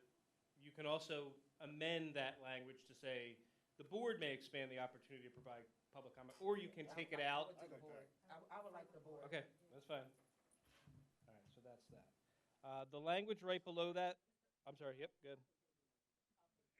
We're good? Okay. The language right below that copies the agenda. It's new to policy, but we already do it. There's already copies of the agenda on the back, so that should be able to stay with no problem. Flipping the page 2. The first choice at the top, you are not bound to have 2 different public comment sessions. Traditionally, we have done that. We do the on the agenda stuff and then at the end of the agenda stuff. There are some boards who just do agenda stuff and do not use this as a vehicle for public comment for anything they want. So if you want to continue that practice, I've got to check this off unless you want to change that practice. So essentially, it's do you want to keep the 2 sessions that you have now for public comment, or do you want to limit it to just the 1?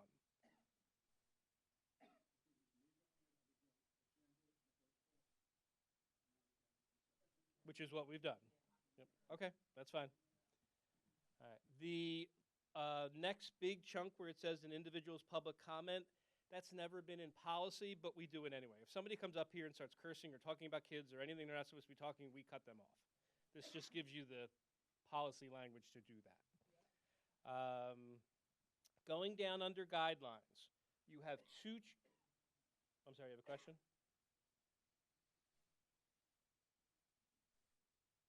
So, question, if a member of the audience decided to continuously interrupt after being asked multiple times, they would violate this policy, correct? You can cut them off anyway, but No, yeah, no, no, if no. they're no, doing one of those They're six- not at the mic. They're sitting in the audience, being disruptive to the. They, to my knowledge, and I don't see it in here, they don't, I think they assume public comment is at a mic, but public comment is public comment, whether it's yelled out from the crowd or acknowledged at the mic. But if it interrupts the meeting, if it hinders a board from doing their duty Right. as a board member, where is that indicated in the policy Of what you can do, of what you can do? Can you escort them? I guess this would be another Bob question. Well, I think it's implicit in this policy, I'm sure it's also stated, that public comment has to be according to board procedure, which would be at the podium, et cetera, et cetera. Now, if someone is disrupting a I'm meeting. trying to keep it in order, but you guys keep jumping to the next page. Yeah. Oh, I'm sorry. I was That's just okay. asking because, Yeah, that's actually coming up. under Well, if someone is disrupting the meeting, that has nothing, in my opinion, has nothing to do with this public comment policy. That is disrupting a meeting and can be dealt with by the presiding officer chastising the person, warning the person, that sort of thing. If they continue to disrupt the meeting, that's where you call in law enforcement. I mean, that's a very, very, very last resort. But if someone is that disruptive and is causing the interruption of the public process, then that's where you call in law enforcement. It very rarely happens, but I've seen it happen in this district, many years ago, where police did have to be called in, and fortunately, the person was left peaceably, but that does happen. But in my opinion, that doesn't have anything to do with this policy. And This those policy- specifics are coming up on the Okay. next. Oh, okay, thank you. Yep. Thank you, Bob. So you have 2 choices for how people get to speak at the mic. One is to fill out a document. We use the comment card. You can also have a sign-in sheet instead of the comment card. Does anybody want to change from the comment card? Okay, that's fine. And then on the comment Question, card, what is easier to, the comment card's fine with me, but I'm just thinking about housing it, keeping it for the record. Is a comment card easier, or is a sign-in sheet easier? The comment card is easier to me because you would know what they are commenting about. Yeah, but then we gotta store them somewhere. We do have to store them. I would also say that there are many times where we'll get 6 comments, 5 of them get stored, but 1 gets pulled because somebody has to follow up. Okay, So having individual comments would be easier for that purpose than Okay, a then- sign-in sheet that has to be shared. thank you, thank you. Also, can I make a quick comment? So Collingdale Borough just switched to a sign-in sheet, and they're having an issue where people who arrive like 2 minutes after the meeting start, they can't sign in to make a comment. So they're ending up with frustrated residents. So this is another reason I would suggest to save the cards. Okay. And then on the card, they're recommending the name of the person. They say use the municipality, instead of asking for the exact address, which we've also debated at times. And then they have to put the topic, and then if they're with a group, not a resident, they have to put the organization that they're with. So are those 4 things okay for the comment card? I prefer not having to, residents not having to give their specific mailing address, being able to provide the town that they reside in, but because on the comment card, we already have their mailing address, so we don't. Talking about the card. Or are they talking about on the card? They're recommending So- just leave it at municipality, not the Leaving it complete at address. municipality? So Is- if- Jeff Ryan if- from Collingdale. If that's legally what's That's what they're required, recommending. if that's legally what's required, then, Neither's required. Neither's required. This is recommended. so then I'm for the recommendation, just the same as when they come up to the mic to give it, not having to give your address on public record is So- okay with me. So the question I have is, I might have a friend that lives in this municipality, in this district, but I don't. I live in Darby Township. How could you fight me and say I don't live in Darby Township? Darby Township. She's saying someone could lie and say they live in Darby Township. Technically, that's true of the address. Right, and Yeah, so but that's I why would I'm the address, saying, too. that's what I'm saying. Yeah, yeah, either way, yeah, that part. But I'd rather have an address so that if anything ever happens legally, we have a legal address and not just a municipality. It's on the card, right? No, so they're saying we either can do, they can just write the municipality. That's the recommendation that, I may have a solution to that. go ahead. You could also have them write their address, but only announce their town. Yeah, that's what we're doing now. Yeah, That's what they're doing now. I know, but we have to make it clear in policy. Yeah, that's what, So That- you that want the was- full address written, but they only announce their town. That was my exact recommendation. Okay, I'm sorry, I have a really dumb question. it's okay. Will this replace 903? Or will we? Eventually, yes. Okay, okay. Yes.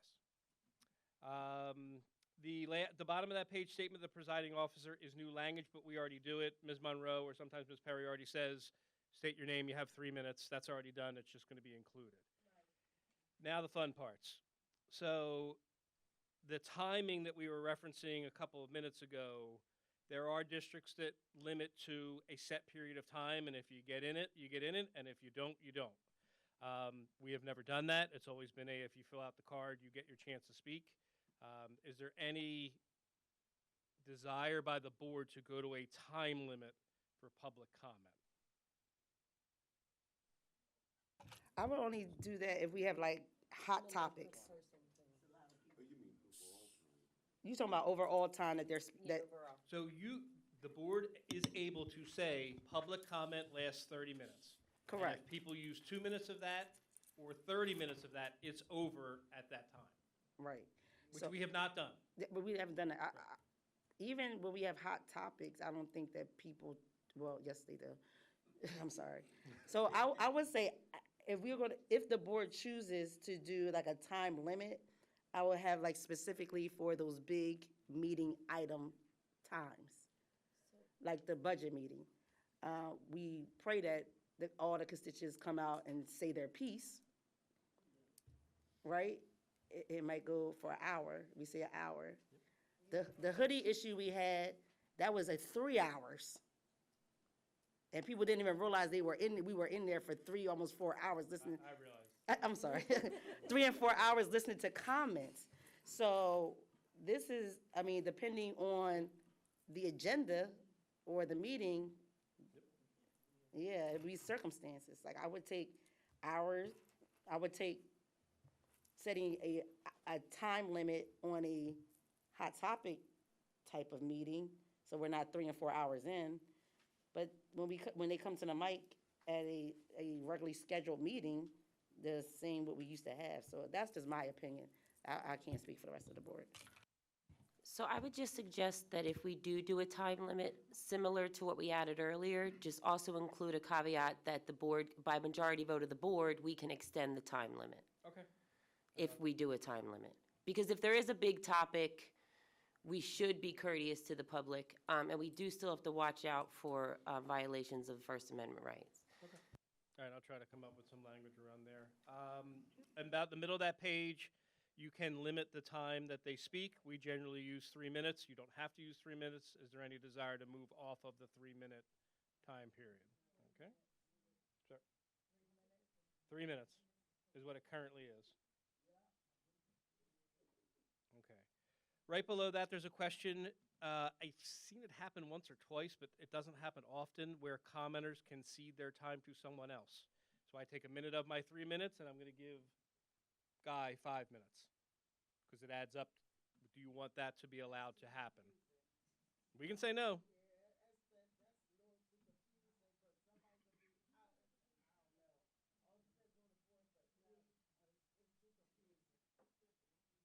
Okay.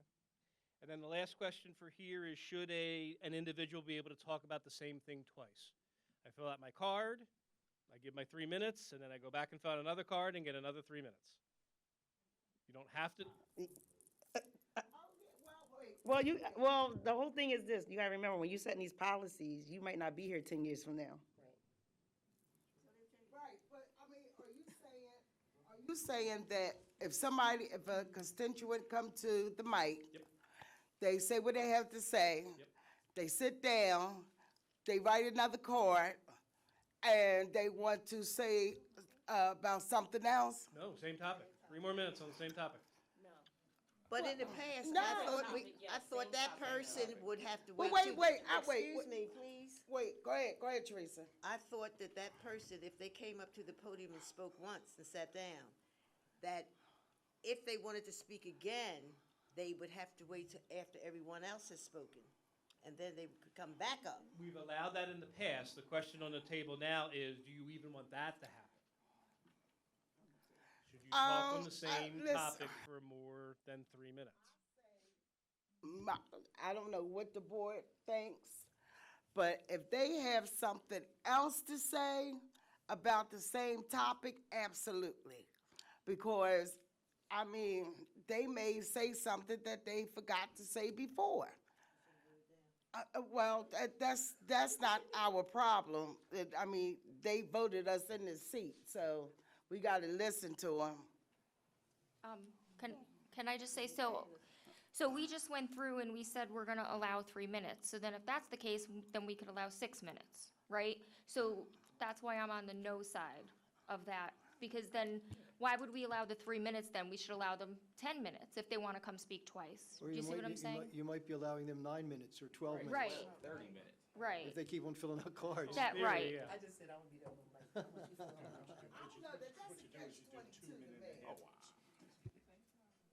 I mean, you could say no more than once, repeating no more than once or something like that, but I don't know. Yeah, I've never really seen that happen, where if somebody wants to come to the. Could we like give them a max of like 2 cards if they want Yeah, to? whatever, Something like you know. that. I don't think it's gonna happen that often. I mean, to me, that's a catch-22, because especially if you're talking about something important, and somebody else gets up to the mic, and they want to come back up and say what they have to say, but then again, they may want 3 or 4 cards. I mean, like I said, that's a You can cap it. catch. You can just say, you can come up one more time, you have 1 more minute to get out the rest of your. Okay, well, that's good. I agree with that. Is there a way to word it so where it's at the discretion of the board? You can Where- always put that language in. To- We've now mentioned that twice. It would just be a Yeah, repeat to of. just make If it, the majority of the board wants to do X, then that will be allowed. because I think that seems like it's not a common situation. No, usually it's But- because somebody hears something up here and they've already spoken and they want to respond. to Yeah, what's been said. exactly. Which, if that's the case, then that would be okay. But if it's someone who's coming up who gave all that they had to give, their 3 minutes were up, and then they're like, all right, I'm gonna sit this, and now they've got a whole new 3 minutes to continue on with what they were saying, and then they sit down and they do another 3 minutes. No. That's not what we're talking about. We're saying We'll be stop here that. tomorrow. What's on the table right now is to stop that at some point, whether it's 1 minute or not at all. They better That- do the Miss Manson. I'm sorry? They better do the Miss Manson. Walk back to their seat and keep talking. So are you saying that when they come back up the second time, are you saying to give them just a minute for the second time? I'm the one Oh, that said okay. that, yeah. Because I was going to say that's a good idea. I said that. I was going to say, yeah, oh, you said, yeah, okay, that's a good idea, I like that. You're welcome. Give them 3 minutes, and then if they gotta come back up, It was a good idea. yeah, and just give them a minute. Okay, that's a good idea, Dr. Ryan. You get a plus for that one. Very much. All right, the bottom of that is the language that Bob was referring to, where if somebody is out of control, out of sorts, that there are things that can be done. They can be warned, they can be removed, things like that. I would suggest, I don't think it's really the role of the district solicitor to do any of these things. I think it's the role of the district solicitor to advise, if necessary, the presiding officer, if the presiding officer requests or needs certain advice about any of these situations. But I don't think the district solicitor should have the authority to do it on his or her own. I think that should be up to the presiding officer. Everybody okay I don't with know how that? the board feels, but I mean, that's just. Yeah, well, consultation with, sure, as always, but I mean, the way this is worded, I have the right to do this. I have the right to do this instead of the presiding officer. I don't think that's right. I mean, it's not my role to do that. I'm not a board member. I'm not the presiding officer. You may not be a board member, but you're a counselor. So a counselor knows when a person is going, out of control. So. That's why I said with the. No, I'm not saying I wouldn't advise the presiding officer to do something if that occurs. I don't think, to me, it's not the role of the solicitor to say, to direct what happens to this person myself. That should come from the board, I think. But if you want me to have that power, I'm not. I got somebody for you. You want to put somebody out now, Bob? Yeah. I mean, I'm happy to do it. I just I wonder. changed it to So I said with the, consultation, with the if that consultation of the solicitor. Yeah, that's fine. The presiding officer with the But if you want me to do it, I'm happy to do it. Cynthia wants you to kick people out. No, but I'm just saying that, I mean, somebody outside the board, I mean, if it happens hypothetically, we don't even have an officer here. If I think the board is in danger or at risk, believe me, I'm going to speak out. Oh, Jeremiah, I'm sorry. It's not Jeremiah. It's not Jeremiah, but there is an officer in the building. Where? They're Okay, usually. I'm not even gonna ask. Yes, so there's usually Okay. someone here. You want me to kick that person out, Ms. Whitfield? Yeah, no. Okay. Almost done. At the top of page 4, where it says you have the choice where the presiding officer's ruling regarding public comment is disputed, may be overruled. You don't need that now because you've already changed most of the language to the board, not the presiding officer. Then there's just a check mark that the video recording is not the official record of the meeting. It's actually the minutes that get voted on and approved. So that, in my opinion, should be checked. So right in the middle of the recording and release, district recording shall not be part of the official record. The official record of the board meeting is the board minutes that get approved on and posted on board docs. I think it has to be that way. I think it has to be, the Because it minutes could be have to be distorted approved somehow, but I don't publicly, know. yeah. I mean, I think that's the law, so you can, Yeah, I mean, the numbers that you see, 5, 15, 16, 17, if official you go to the record last is not- page, that's where it cites. So it's citing policy 113 and also 216.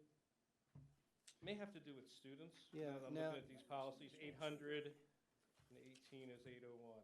if the video contradicts something in the written minutes can always be amended to reflect what the video shows, but the formal record of the meeting must be the minutes, not the video.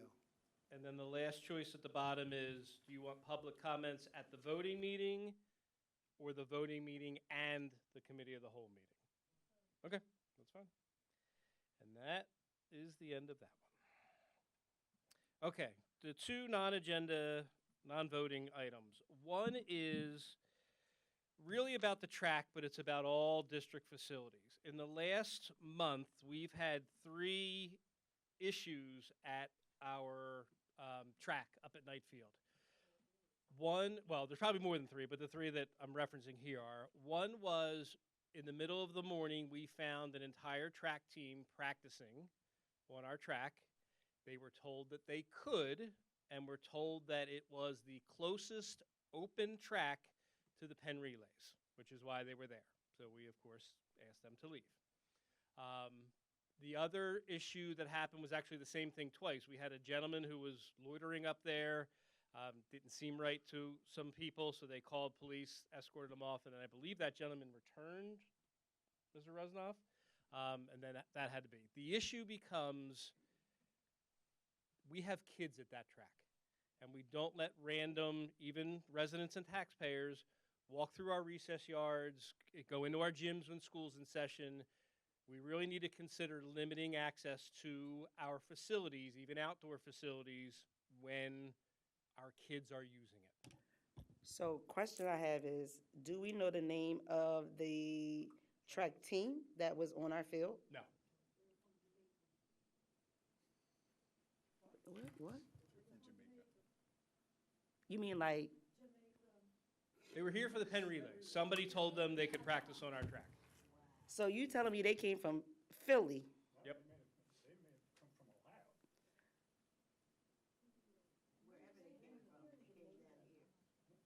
They came from the Penn Relays. So you telling me all the fields that they passed to get to Southeast Delco? But somebody told them we were open.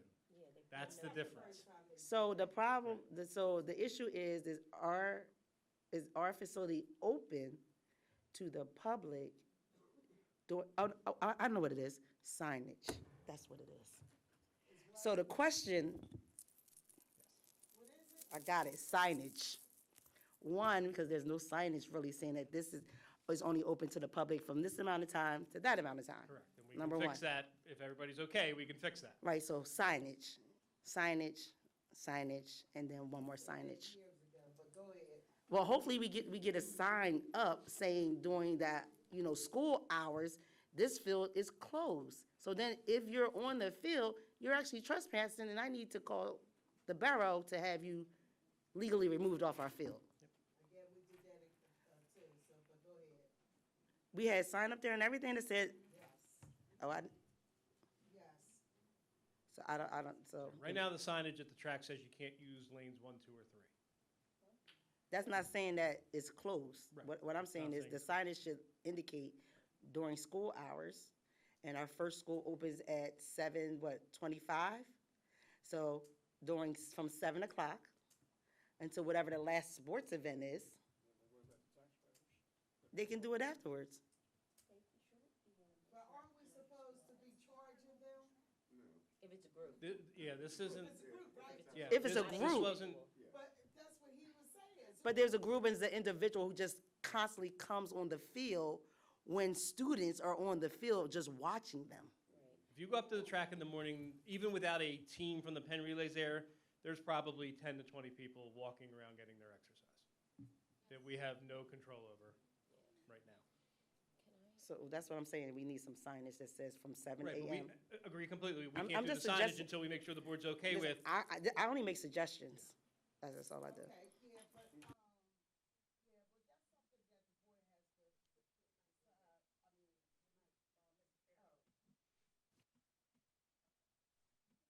the board has to, I'm sorry, go ahead. I just had a question, because I know there's been a lot of complaints on social media for our neighboring district.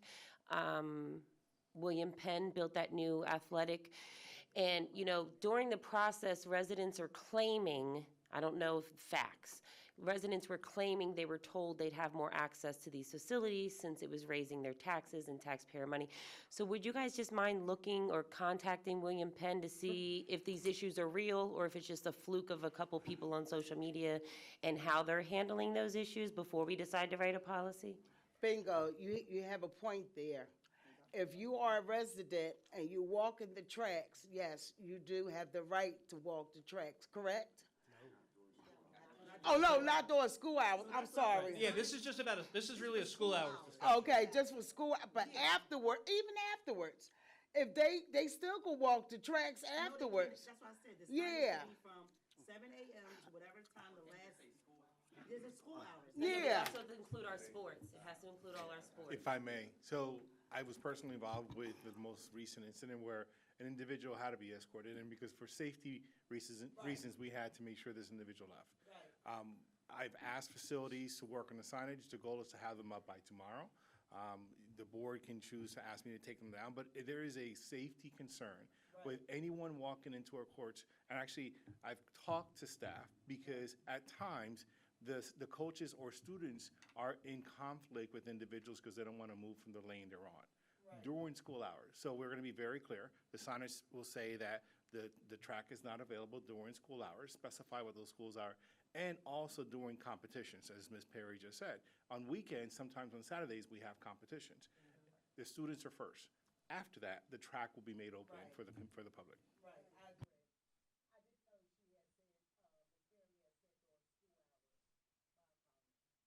Quick question, just curious. When the track team that came up to use the track, did they do that during school hours? Yes, it was. I was at the high school for something, got a call that there were, I don't know, there's people up at the track. And then a couple of the high school staff came over too. At first, it was the Sharon Hill kids coming back from like a recess or a break or something. But after they left, there were still a number of people up there. So we went up, found the coach, said, essentially, what are you doing here? And he literally said, we were told we could come here. It's the closest open track to the Penn Relays. We said, absolutely not. You got to pack up and go. Because see, to me, when I hear a team is coming to use the field, that seems I'm to me sorry? like, when I hear that a team is coming to use the field, then that seems like a facilities use, like a, Agreed. This was not a Like- facility uses issue. This was Yeah. somebody, whoever the somebody is, our somebody or outside somebody, knew that you could get onto our track, and that's where they sent them. okay. The guy was honest. He said that they sent us here. But I think too, like, it happens all day long. Like, when I drop off in the morning, when I pick up in the afternoon, there's constantly people on the track just walking or exercising. And there's gym classes that are over there. It does pose a safety concern. These people don't have clearances. You know, that's the issue with it. I also, signage is great, but I don't know if there's any way that we can have maybe staff say, like, if they're over there, like, this is a closed track, or if we can do If I that, may. like it's So after. it's actually going to be locked up. Okay. So they'll be unlocked at the end of the school day. So the turnstile that's there now doesn't have the lock on, so people go in and out.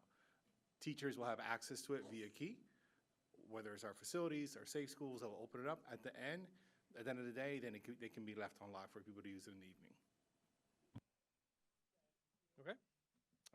All right. The last thing is policy 005. In the original draft of the agenda, there was an approve this policy, but I wasn't aware that anything was changing, so I dropped it down to the items for discussion after talking to Dr. Sanchez and Mr. DiOrio. I don't know if this is the part where the board takes over or this is a discussion for another time, but I wanted to at least capture it to see if there needed to be discussion on the organization policy, which is under the board series. So this would be discussion for the board at this point. Okay, no problem. The floor is open. So nobody has a clue about what we're talking. Okay. So it was the email that went out.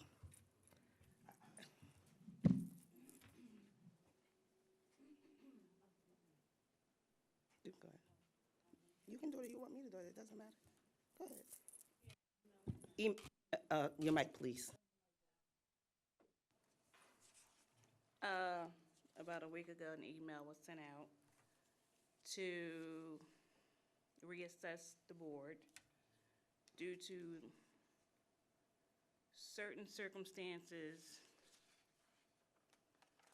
that were going on, and our superintendent, I won't say, but some of us, we weren't in our, own lane in certain areas.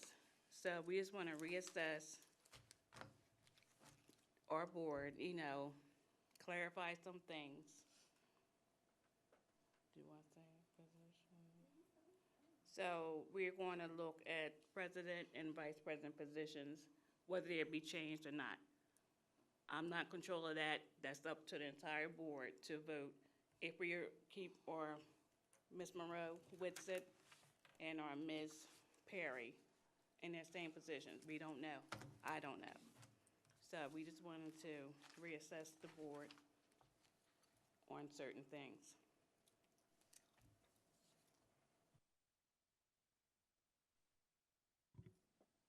And President, you want to? I'd like to nominate.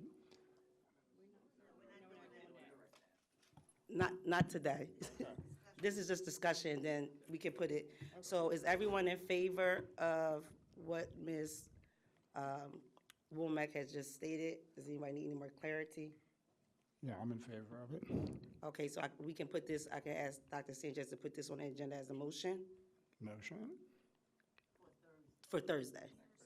That's good for me. Okay. Bob, can you help us craft a motion? So that will go on Dr. Sanchez. So we'll get together. All right. Are any other questions or comments? All right. Back over to you, Dr. Sanchez. Thank you very much, Dr. Ryan. Mr. Curry, if you could come up and share the agenda items for property, and there are a couple also non-agenda items, or non-voting items. Yes, good evening, everyone. Tonight, I have 3 non-voting items, and it looks like 5 voting items that I would like to bring to your attention. We'll start with the non-voting items. Just wanted to give an update on, a repair that will be somewhat costly for a few, I think it's 3 sets of doors over at Darby Township, in the amount of $35,000. One full set of doors needs to be replaced, had some water damage and rust damage to the frame, so it's a little costly. And we have a couple other doors that are security issues that we just want to get handled for this summer or leading into the summer. The second is this, as we continue to beautify our schools, we've done a lot of planning. Actually, Sharon Hill, if you drove past it recently, there's been a lot of stuff in bloom, stuff like that. So we want to continue to enhance our schools. And, I was able to work with a company for some planters, benches, some outdoor furniture for Academy Park and over at Delcroft. So that's close to, that's what Landscape Forms in the amount of $58,902.84. Also looking at, and that's via ESSER funding as well, for that item. And also Sharon Hill Play Yard, that courtyard, there's a playground structure that's just past its life expectancy that we're going to replace as well through recreation resource using, again, ESSER funding, SourceWater Omni, and that's in the amount of $46,118. The Sharon Hill Recreation Resource, where is it located at Sharon Hill? In the interior courtyard. Oh, the interior courtyard. Yeah, so Okay. there's this one piece that's just, like I said, it's missing parts and it's been whittled down to practically nothing, so those kids in there need a little something extra to. And you know they play football on that curve, right? Yeah, it's gonna take the place of that, where that one structure is, so it'll be removed. No, I'm saying like where that, when you come into the thing, when you come into the parking, when it goes like this, that little grass area right there, I play football. Oh, I play football there with the boys. yeah, on the asphalt inside the yard, correct? Or outside in the parking lot? In that little grass area, where they go in for Oh, in the breakfast. back, No, in the front? is that the front or the side? The side. That's the side, right? Oh. By the hallway. Okay. We play football right there. Just let you know. Hey, they do, they're active in there, I know. So this thing. they'll be That's why I was like, able to what be, area are you talking about? They'll There be it is. able to, we'll get more kids on this particular piece of equipment than what's there. For the voting items, I'm going to jump to two. On the 7th and 14th, we had a bid opening for the upcoming construction work at Sharon Hill and Harris School, and that was on the 7th. It was awarded, or we intend to award it to DK Construction in the amount of $650,900. Again, that's via ESSER funding. And this week, on Tuesday, again, DK Construction was we plan to award the bid in the amount of $706,300 for the library modernization at Academy Park High School, including the sources, the ESSER funding as well. That'll also include the carpets in the auditorium. With that, we want to make sure that we're weighting the amounts for the furniture, and we're in a not to exceed through Corbett for Academy Park in the amount of $150,000, and for Sharon Hill and Harris via Corbett as well, we're not to exceed $145,000 for all the classroom furniture and anything that's needed on that project. The last is hopefully we don't have an issue with this. I know we're getting up to the time, but we have the opportunity for application for an improvement grant for Darby Township roof by technically Waterproofing Technologies Incorporated, or better known as Tremco, through Keystone Purchasing Network, and we're looking into options to start some roofing repairs and take advantage of that grant. So just asking if that could be voted on, and work with the grant department to make sure that we can get all that information needed. Discuss with Mr. Butler as well, as just of what that impact would be to the district once we get the estimates in and things like that. So that's all I have for tonight. Just wanted to, give everybody the updates, and if there's any questions. Mine's more of a compliment. I saw the fresh greenery put in front of the high school with the mulch. My question would be, we just got a grant for the rainforest. Is there any mulch left, or can we get mulch on a grant? If not, I'll pay for it, and you're going to give me some more books. I could definitely touch base with Ms. DiMaggio on that. Yes. I would be more than happy to support her, and a couple yards of mulch, is definitely within our budget that we can support that. I do have a question. This is non-voting, but just out of curiosity, what needs to be repaired at Darby Township for 3 doors for $35,000?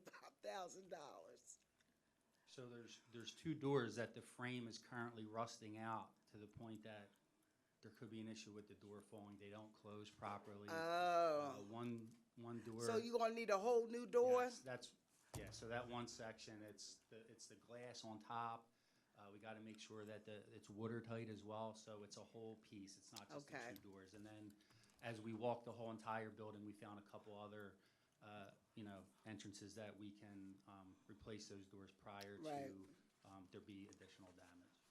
But that's important. I was just curious, but And- thank you. And these doors are also very similar to the ones that were at Harris, that, at the front of Harris, that look great, and they're holding up, so we wanted to make sure we're putting in the right product. The same thing, okay.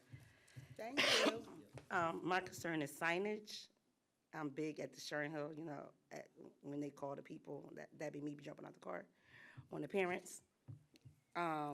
Signage for no idling, no U-turn. What was the other one, Mr. Lafferty? No U-turn, no idling. Oh, a one-way sign. Mr. Principal Robinson was supposed to get with you and really try to figure out for the 24-25 school year how we can make it safer for students that like to play football out there, where parents aren't trying to run them over. That will not be an issue. I know that I've talked briefly with I'm Jeremiah sorry, Russ. and Jeremiah too, because Yes. they always call him on me. Yeah, we've discussed it, and we'll continue to meet, and, when the time comes for us to do that, because I think notification was going to be sent out as well to the parents at some point, or by somebody as we meet as a group.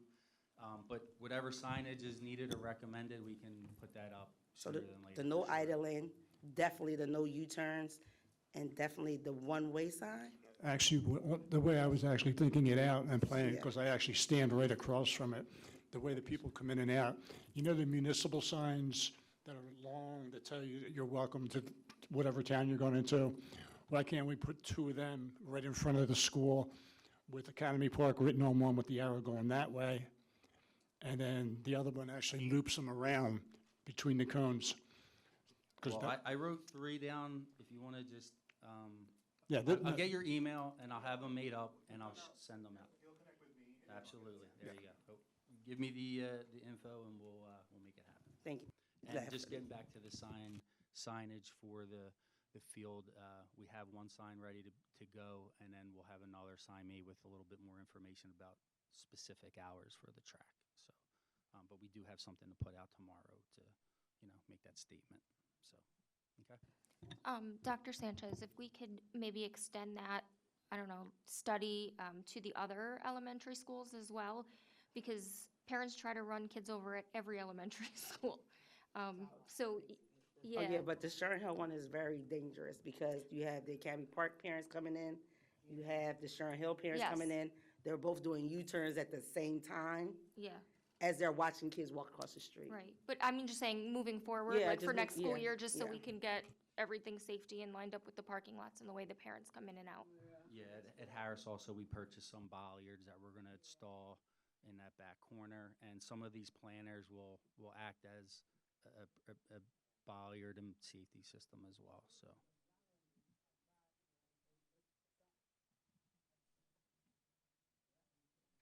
Okay.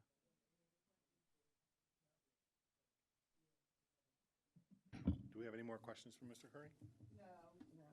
Thank you. One more question, Mr. Curry. It's like, So we don't have any items for safety? no safety and security? No security and the safeties? Just come on up to the podium. Just say hi to us. Jeremiah.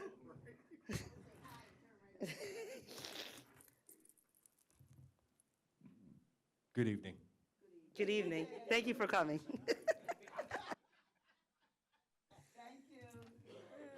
Madam President and board members, that's the May's agenda items. Thank you. I'm sorry. Those are all the items for the month of May. There's no public comments? No comments? I do have a few questions, though.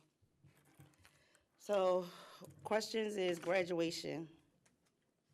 How many do we have graduating? And that's from Academy Park and Knights Academy.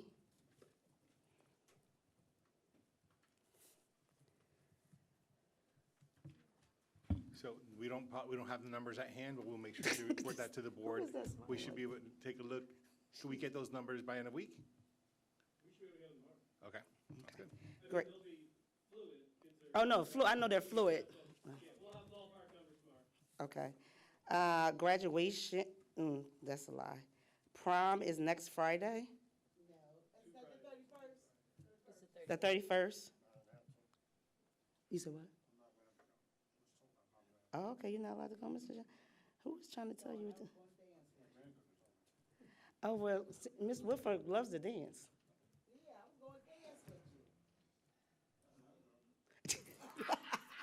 And then how many tickets do we have sold for the after prom?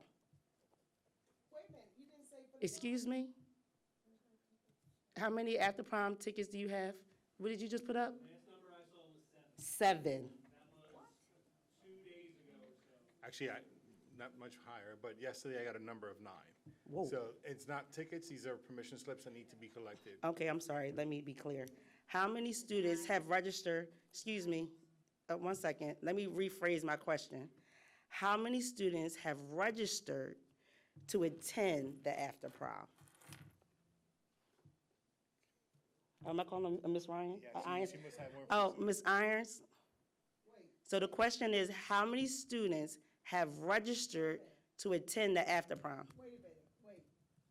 First of all, you said the prom. I want to know how many people are going to the prom first? Oh, I didn't, I'm sorry. Yeah, so how many people So- are going to the prom? This is an estimate from last time, it was committed by about 200 students are registered for prom.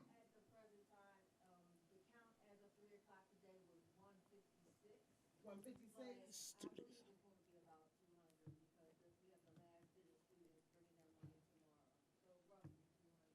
Okay. But what you have now is 156, correct? Yeah. Okay. So how many students, was it registered? Yeah. Registered for the after prom?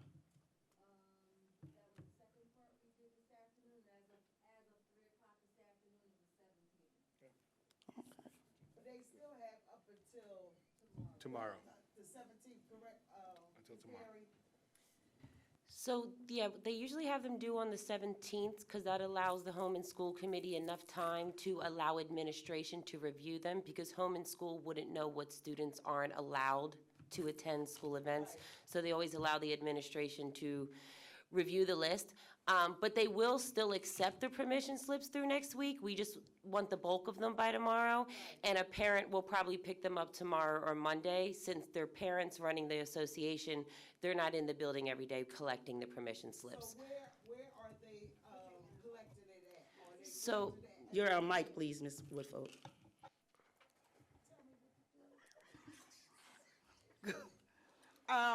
So are there, is it more places? Is it at the library and at the office too, where they're returning the slips, where you don't know how many people, how many students are going to be presented at the after prom?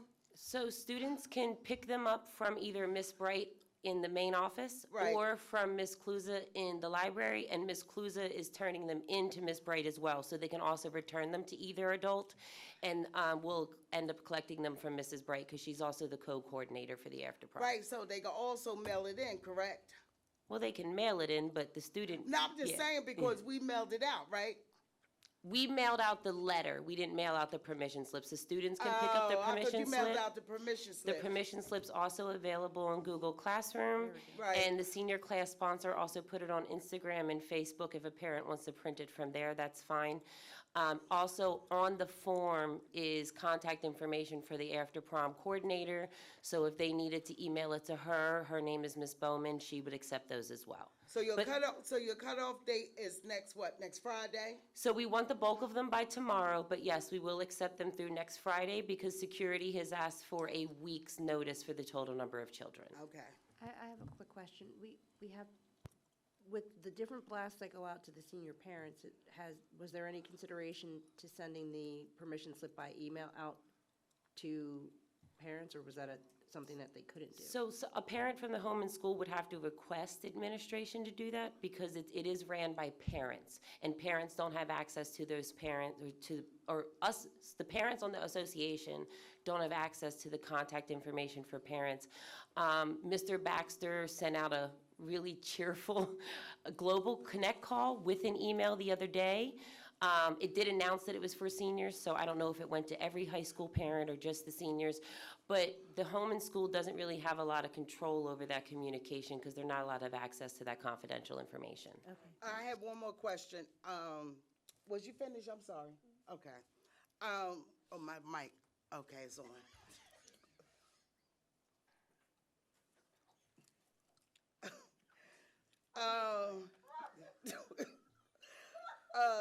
Wait a minute. I know. What was my question? Never mind. I don't even know what. I would like to, while we're talking about this and while the gentleman is here that made it happen, we did have a very successful car wash. I'd like to thank Mr. Kralheim for organizing it and working with the high school administration and facilities. We did raise over $600, and the association is considering doing it annually the Saturday before Mother's Day to see if they can keep making it more successful. Also, I would like to share that the PTA finally showed up to a home and school meeting, and they are officially a nonprofit organization. $617. Your mic, please. So you made $600 for the car wash? Yes, Ms. Woodwalk. Woodfolk. So it's 600 what? 617. 607, oh, you almost got tips, okay. We did, because we only did like $550 worth of cars, so the rest of that was in tips.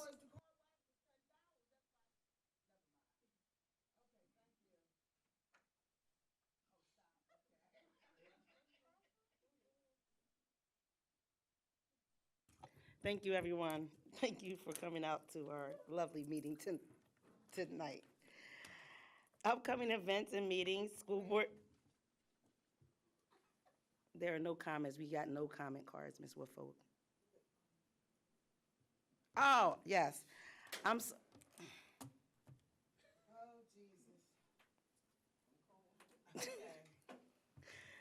We would like to congratulate our newly graduate, Vice President Perry, just graduated tonight. So congratulations.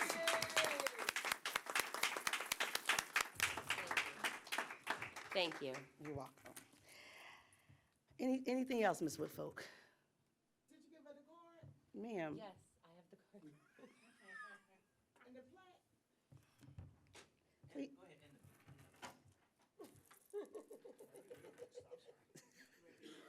plaque? Let the record show. Yes, we gave her everything. Thank you, ma'am. Upcoming events and meetings, school board business meeting will be Thursday, May 23rd, 2024 at 7 p.m. Committee of the whole will be Thursday, June 20th, 2024 at 6 p.m. Board members, get ready, make sure your camera's sharp. For school board business meeting, Thursday, June 27th, 2024 at 7 p.m. Camera. A picture. I'm not a photographer, I'm only an educator. June 27th. If there's nothing, did you? Oh, okay. If there's nothing further for this meeting, we want to thank you for attending our committee of the whole May 16th meeting. This meeting is adjourned. Please be safe going home.